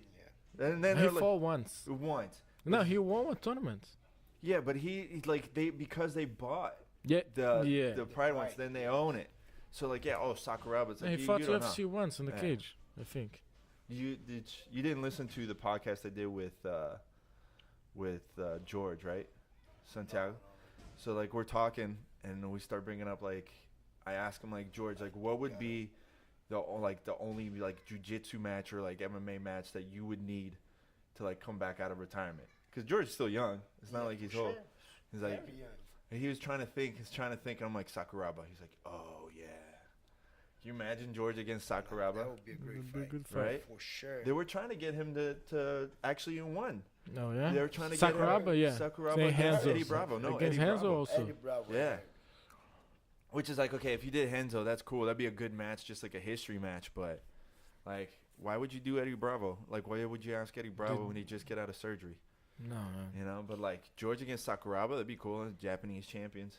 That would be cool. Yeah, Sengoku champion ring. Yeah. Let me ask you then, like, what would be your dream like jiu-jitsu match? Like that'd be like, oh, that's like be an awesome match. Like, Out in the super fights? yeah, like a super. It doesn't matter. I hate using like super fights because like it's just the word's wasted Great now. fight, yeah. Like just think of like legendary match. I Like, would fight. I want to fight Ruben Cobrinha. Oh yeah, Yeah, it would be a good fight against him. I think it would be. that'd be a Good good fight. one. But didn't he just like retire? Like said he's like done competing. Oh, yeah. I don't Yeah, think he so. said. I don't think so. No. Yeah. That guy love to compete. Yeah, I want to do last the thing that I the heard no-gi something worlds about him this year. retired, Yeah. the Breaking news also. Yeah. I want to do the no-gi Yeah. worlds this year, and hopefully I want him there. I Oh, want. he just called you out. No, Did you just call him out? respectfully. Respectfully called him out. He's still saying that he's gonna wait for his son to get a black belt. You know, Oh, before he fight. retires, Yeah, right. Before he retired. I That was gotcha. the last thing that I heard him about retire was that thing. I about want to his fight son, him. you I know. think it would be a great. Yeah, that'd be a great good one. That'd be really cool. Good one. Shouldn't have been talking about your knee. Now it's 100% by Novogenics. It's got a brand on there. Yeah. What about you? Me, man. I mean, you're getting a lot of good fights in the last fight couple so years. many guys. First thing, I want my rematch with Gary, and man, I want to fight so many guys. Yeah. Would you change So many. Would you have a different rule set for Any Gary? rules, I Yeah. think I can beat him on his own rules. Yeah. But I wanted that fight again soon. But if we start to say I want to fight so many guys, but dream fight for me. Joe Lauzon. No. No. For MMA, I want to fight all these guys who think. No, but just for And jiu-jitsu. they have a high level. I want to fight like Tim Miller, Joe Lauzon, Anthony Pettis, Ben Henderson, all these guys. Before jiu-jitsu fight, a dream fight, like with all the respect, I want to fight Marcelo. You know, he's one of the guys that, one of the greatest. cool. I just want to fight. You know, Yeah. I think he's a great. But you great rolled with high him before, level. right? No, I never. Really? I roll with Tererê, I roll with Vitor Shaolin, I roll with Bochecha, Rodolfo, Bittetti, Mario Sperry, so many guys, but I never roll with Marcelo, I never roll with Liborio. Oh, never man. You rolled- never rolled with Laborio? No, and I a couple guys say, "Oh, you're lucky." Most of the guys say that, but I never roll with Liborio and I never roll with Marcelo, so it's two guys that are not fight, but at least roll with the guys. You know, one thing I never got to watch, it was kind of bummed, is I never got to watch you train with Mario. Mario, yeah, I roll a lot with Mario. Yeah. At the time, I had a great jiu-jitsu trainer. I had Mario, Braulio, George. Who else? We had like 5 rows. I know it would be hard. Yeah. Mario, George, Braulio Stima. I think one more. I don't remember who now. But we had like, that's a good roll. You know, Yeah. like, good. And Well, it was cool, like, when... Rashad, couple guys. That was Yeah. a good roll. Like, It was cool. Like every once in a while, I go back. I still have the videos of when you were training with Claudio Calasanz for the ADCC. family was Those nice. were like tough, man. You guys were kicking the crap out of each other for A war, right? weeks and weeks. Oh, dude, I have videos. It was like one night it was Gilbert, Claudio, Mikey Musumeci, AJ Souza, and Victor Silverio, like all on one mat. And I'm like, oh man, it sucks because I'm like, I want to watch, like, and I want to learn, but I'm like stuck filming, like. So for sure, there's a lot of the video kind of sucks because I was like, I'm just watching, like, I don't care, I just gotta watch. But some of the stuff is crazy, man. Yeah, just between that, I'm gonna train with Jay tonight, because I gotta hit him up. Yeah, we're gonna. I'm about to do the U.S. national next week, but I just Breaking came news from a bronchitis, from a cold. Yeah. I still not sure if I'm gonna fight. I wanna fight, so I'm gonna train hard tonight. I'm gonna train tomorrow hard. I was in good shape before I get that little bronchitis thing. But let's see if I feel good. I'm gonna compete 100% next week. I'll be there waiting in Vegas for Michael Johnson's fight. I'll be cornering him against Justin Gage on the UFC finale. Yeah. And it's on the same day or day before we have the U.S. Nationals. Yeah. So let's see. I'm gonna roll tonight with DJ. Let's see. Let me get the commentator's response. What do you see the Michael Johnson fight? Gonna be, I think Michael Johnson gonna get the win. I think Justin Gage is really, really good. Yeah. But he's kind of scrappy, and he will try to put pressure on Michael. But Michael dealt with that before. Yeah. Southpaw, he has a lot of volume, a lot of speed, and he doesn't stop. And I think Gage didn't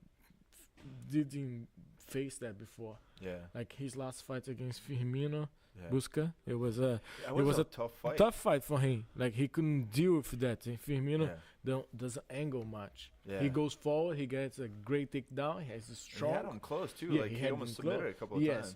So, but Michael, it's like striking and great footwork, great speed and power. Yeah. And I think he won't be able to handle that. And see Michael gets it and TKO. Yeah. Michael's so quick, bro, for that division. So quick. It's so crazy too, like how much power he has in his hands. Yeah. Like you would that's one of those people like you can't tell. I don't think it's not the power, I think he has a great timing. He has the precision and the timing, and that guy's so quick. I think that's why people get knocked out because they don't see it. It's too much volume. He doesn't show one. For real, I don't see. I don't think personal is the power part. It's just the timing. I think it's the timing, the technique, and people don't see. If you don't see, you're not expecting that punch. You get a punch in the head, you don't see. You're going He does do a good job. You can you watch it. So like I was quick. watching him the other day too. Is that he is so good at timing the step in. Yes. As soon as someone steps in, like someone will come throw, in. Well, not even. Back, boom. Well, as soon as someone's coming in to engage, it's stated like they'll just get their toes on the floor and he he's in hits. it. Yeah. So he's literally catching you at the best time. Yeah. He has. I think his distance are great. His volume are great, but his speed is different. You know, I spar with a lot of guys in that division, and I can see the difference on Michael is his speed. And let me tell you what, that guy's crazy. He eats so bad. he goes out, he drinks, he go crazy. If that guy, Michael Johnson, if he was a little bit more focused on that little details, that little extra things like food, rest, he will be champion worthy because that guy has a crazy cardio, like different level cardio. Like he'll never train this guy, have no idea. He's got the mentality. He has the mentality. He has the mentality right there. He has the cardio. He has the speed. If he fixed that little thing on his career, like little small stuff, he's the champion because for sure. he's special. You can see the The way talent, he eats, the way he lives, and the way he fights. That guy is special. Like he's Michael. Like we trained together maybe 3 years, 4 maybe. So, and I can see that guy is different. Like he don't do nothing. He come with that little belly that he has, and a crazy cardio. He Skinny runs faster than anyone. Like his stomach comes out more than his chest. We spar 10 minutes. He's 10 minutes. Don't stop. Crazy pace, crazy cardio, so fast. I think work crazy. Justin Gage gonna have a reality shock. Yeah. Like happened with Marlon Moraes also. Yeah. He gonna feel that, and Michael. Don't get me wrong, because Justin Gage is very tough. He's talented. But he gets tired. Plus, I mean, and Michael don't stop. He's basically blind. Like his glasses are like an inch thick. So Justin Gaethje's vision's already like a little bit blurry. So like you're gonna need a little bit of you're not vision. gonna see that punch coming. Right. He was there when we went to. You weren't there. We went to Jay-Z's fight in Daytona, and it was the same night that Matt Mitrione was supposed to fight Stefan Struve. So like it was super weird for me because I remember sitting down at the table and it was me, George, Jay-Z, and then I'm like sitting there and looking at we picked some random bar, and all of a sudden I start seeing like all the fighters are in there, and then I see some weird like preppy looking guy. I was like, who the hell is this guy? It's like Justin Gaethje. I was like, what the fuck? Like you couldn't even tell him. Like he has to he covers himself up. Like the way he looks like on screen is different. Like when you see him like up close. And then next thing you know, like Boss Rutan shows up. I'm like, all right, this is like the weirdest table I've ever sat at. Let's go. And I think, somebody else was there too. It was crazy, but no, that's gonna be a good fight. You see the Robbie? I just talked to Robbie Tuesday. Lawler. Yeah. I was asking him about the fight, and then the very next day they called off the fight because Cowboy he got staph infection. Yeah. Well, no, he got a staph infection. And his knee too, I heard. Yeah, he was like, because they were going to postpone it to like UFC 213 or whatever the hell. 214. Yeah, and then Canada, right? Yeah. Canada, Edmonton, so. You don't want to go there. Man. No. You don't want to go to Edmonton. Think about Robbie, he's out for a little bit. He wants to fight. He was training so hard for He was training really hard. Yeah. And they're going to push, so no money. That's what? That's another 3 months? 3 months. And you invest in a camp and then they cancel. It's hard, man. And we have extra tax when you go to Canada. Yeah. Hell yeah. That sucks. That sucks, man. And like Robbie's been out for a while too. Like he's been putting in work. He's been putting in some serious work. He was ready. We were just rolling hard yesterday, man. Such a good vibe with these guys. Very nice guy. Yeah, I don't know him. Even for me, sometimes I'm a fighter. I'm a UFC fighter. I'm a world champion, but I put myself on my own, in a different way when I see a guy like Robbie Lawler. Yeah. I don't keep I want to try to learn from this guy, but then when we roll and I put that guy in a kind of bad position, we rolling, and sometimes I look couple people break, like when I get the belt, when I get the back, when I get like the tie waist or another different grip control position, that guy's still chilling. He's still like not chilling, but he's calm. Seen it all. Yeah. He's still calm. And I know I'm doing a lot. Couple guys breaking that, and then he just take his time. And I even after the training, say, hey, how come how you still not relaxed, but you still calm in a bad position.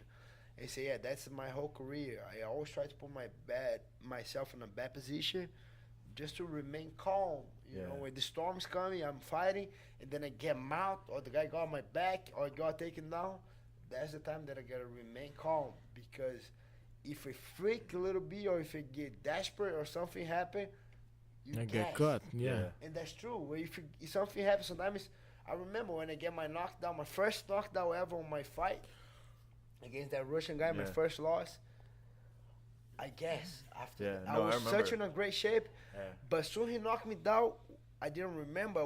I have that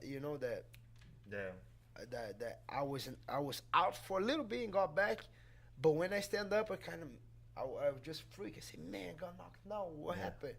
And then just that feeling makes me make a gas. Adrenaline consume me a little bit. No, I still have I have the video from me up in the stands, but I remember all that because I was sitting with everybody. I remember everything that happened. I've been around you so long. That we talked about this. I've been around you so long and I've watched you train so much that I know exactly what's going on in your head, where you're at. Even when that was going on, I was like, oh shit, he's gonna do this, he's gonna do that. And in my opinion, that fight in the first round was definitely winnable for you. Yeah. And then you can tell you gassed out and everything. As soon as that knocked down, I gassed, and then when I gas, when you gas, all the fighters we know as soon as you gas, we start doubting yourself. You say, man, now I need to control, man. You start overthinking. Gas, you get sloppy a bit, it's hard. When you overthink, you're not attention, you're not focused on the fight, you're not seeing your opponent, you're not thinking about your shots, you're not thinking about, you just overthink, and then you put yourself down, and then negative thoughts come, and then you're done. So, and then when I asked that, I just saw different, why he's a champion. His attitude is different when the problems come, because the problem's gonna come.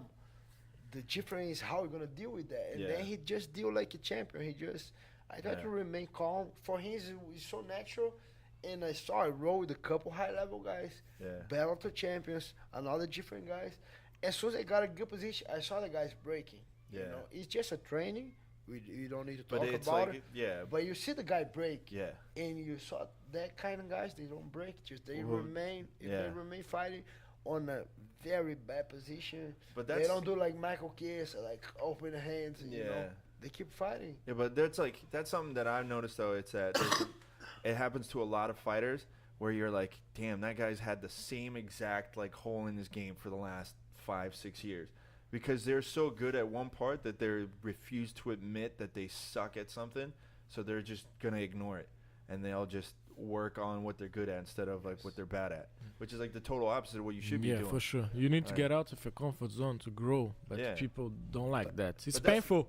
It sucks. It's painful. It sucks, but on the same time, people today's kind of big quad. Oh, get out of your comfort zone. Yeah, you need to. Yeah. But you need to point your qualities. Yeah. Don't negate them. Yeah, you sure. need to get out of your comfort zone. If you break down that, what you need to do. If you're not a jiu-jitsu guy, you gotta do a little bit more jiu-jitsu. Yeah. But you don't need to be a black belt. You don't. Yeah. You know what I'm saying? Yeah. You need to roll jiu-jitsu. You need to get on a bad position. You need to learn. You need to ask. You need to drill. But what's your But roots? if you're a striker, your strike gotta be 100% for the fight, not your jiu-jitsu. You know what I'm saying? You need to get out of your comfort zone, but the zone that is not your comfort zone cannot be your main zone. Yeah. You know what I'm saying? Like me, for a long time, I think one of the price that I pay for my loss, only two loss that I have, is because I want to be a striker. Yeah. You know, and I have like such a high level jiu-jitsu that's what I did my whole life, and I want to be a striker. There's nothing bad on that, but that's not my comfort zone. Yeah. You know what I'm saying? I need to get out. I for sure need to get better on strike, boxing, kicking, everything. But I'm a jiu-jitsu guy. Yeah. So I need to strike to do my jiu-jitsu. I cannot do the other way around. Otherwise. Yeah. The phrase is you got to remember what got you to the dance. Yeah, for sure. I need to put my hands on the guy. If he's out, he's out. If he's not out, I put my hands and take him down. That's it. And then he'll be out. Yeah. And then he's out. A lot of things you need to think about that quad. Get out of the comfort zone, but remain on your roots. You know, make sure you do your roots. Yeah, so you gotta get your weakness up to the level that lets you get to what you're good at. Yes. Like Robbie does. That wasn't a great. You see when he fights, he likes to strike, he likes to bang, and his takedown defense is good. So he stays standing. And couple fights, he got taken down. He got taken down, but he got. But he remained calm. He don't gas. Why he don't? Well, gas? even like the Rory fight. But why he don't gas? Because he stayed calm. Yeah, the Rory fight, he came it's back not strong. because he rolls a lot of jiu-jitsu. That too. But he don't guess because he remain calm on the bad position. So he got taken down from John Hendricks, if I'm not wrong. I think maybe 1 or 2 times in that fight. But he remained calm. Who got tired in that fight? Yeah. Johnny Hendricks get tired. No, he stand up and he keep pushing forward. Yeah. Remember how he finished that that's fight? Hendricks though. That's like. But remember how he finished that fight? I mean, but he was a champion at the time. Yeah. You know, so I think that's the difference against Robbie Lawler. And I think that's where the positive point for my brother to do in the camp right here with these kind of guys. Yeah. If you can suck not only the technique, but what that guys have different, that's the most important for me. To be real, I roll a Larry Robb. I have the opportunity to train a Larry Robb. I didn't learn for real, being honest, a technique yet from Rob. Right. But that thing that I learned yesterday, that I saw, that we remain calm, the way he does, the way he warm up, the way he do extra work, everything he done, he's still doing pads a little bit, or he does a technique, or he goes to the bag, or he rolls a little bit.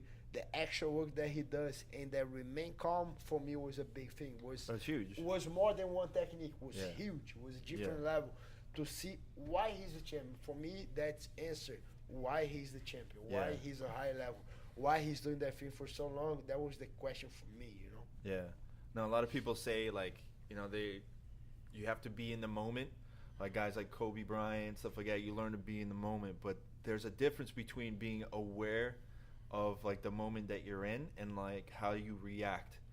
to the moment that you're in, because it happens to a lot of people. You see it, like, especially when you roll, people freak out. It's like, okay, well, get frustrated. Yeah, you get frustrated, and then you waste energy, and then the other person is going to be calm. That makes you even more frustrated. Yes, because it makes you feel like, oh, this guy's he's gonna be me. few steps ahead of you, and then when we have to catch up. When we train, when let's say you're in your zone, you're 100% focused on your training. That not means it's gonna be easy. Yeah. You know, sometimes you get a high level against a high level. Both 100% focused on that moment is gonna be a fight. Yeah. And one guy start to get frustrated, the other guy, if he get frustrated but he don't show, he's frustrated but I'm gonna remain calm. That's one thing. But when he get frustrated, and you can read that, if you can read that the guy's getting frustrated, then I capitalize. You know? Yeah, you exploit it. That was the thing on my fight on the submission on the ground. Because what happened? So we saw the fight on the stand-up, EBI rules. I took him down and got his back quick. And I was kind of like 8 minutes on his back. He couldn't finish. I got a little bit frustrated because he couldn't finish. Yeah, I remember you saying it too. And I was chasing like crazy. I want to finish. And then I was in a good preparation for this fight. I didn't have MMA fight. I was just focused on that. Yeah. So I didn't finish the guy. End up that I lose the back. We roll a little bit. I did guard. We did stand up a little bit. My arm was burned out. Like I had my arms like stiff. And then we relaxed a little bit, and then boom, EBI rules. Time was done. He sat on my back. I sat on his back. When he sat on my back, I escaped like 2 seconds. Then I got his back again. Yeah. But that meantime, when we changed position, when I escaped from his back, and I supposed to got his back, so we have a little break, and I look at his face, and I saw he's so frustrated. Why? Because I was kind of 8 minutes on his back. Yeah. When he has this chance, I escape so quick, and he knows I'm going to his back again. When I look at him, I read that he was frustrated. Yeah. And I capitalized. Oh, man, now I'm gonna finish you. And then I know I just need that extra push. If you push a little bit, you're gonna quit. So that's the difference. The people sometimes they show it. Yeah.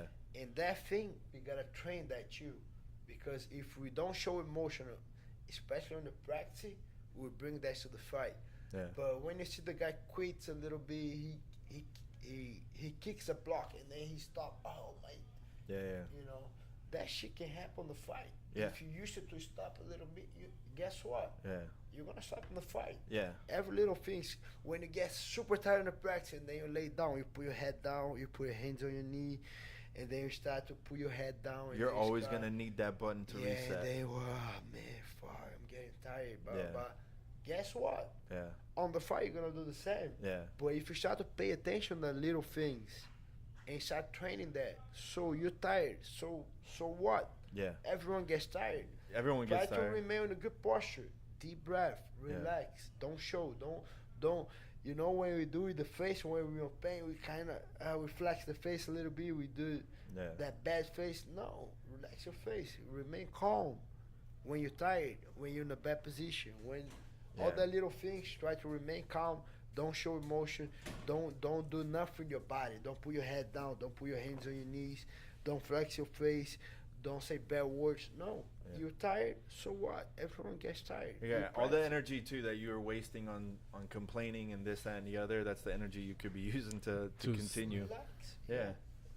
All right, we should probably start wrapping up. You guys got to get ready to go train. Thank you guys for doing this. Thanks, Gilbert, for jumping in again. I was hoping for a couple embarrassing stories back and forth. You guys talking trash to each other, but next time. Next time, for sure, definitely. Herbert, thank you for doing this. I appreciate it. Thank you, Alex. Thank everyone that will listen today. So stay tuned to August 5th, Macau, China. My fights will be there, one championship. So hopefully we'll get you in again before you take off. Yeah, for sure. How far ahead are you gonna go over there? Like, are you leaving the week before? Yeah, a week before, yes. Yeah. Long flight. Make sure you guys follow Herbert and Gilbert on social media. Instagram, Herbert Burns. Yes. Gilbert Burns. Gilbert, _ Burns. Burns. And then go there. You'll get all the other stuff, Snapchat and all the fun stuff, all the behind-the-scenes stuff. Thank you, guys. All the guys from Jiu-Jitsu Radio, Sonder Marketing. So thank you guys for supporting and tune in. something. Let's see where's Waldo is. Joe Lauzon. Yeah. Where's he at?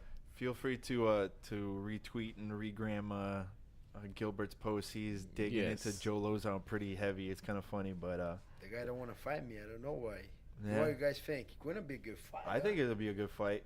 I'm not saying I'm gonna win, but it's gonna be a good fight. For sure, I believe I can win. I can beat this guy, but end of the day, it's gonna be a great match. When's the last time he fought? He fought Steve Ray maybe 5 months ago. Yeah, it was a while ago. That was a war too. Yeah, well, he was super active for a while, and then he started calming down. He's like, I'm probably taking too many shots to the dome. Dark now. He's nerd. He's doing a lot of video games. He's doing a lot of guys.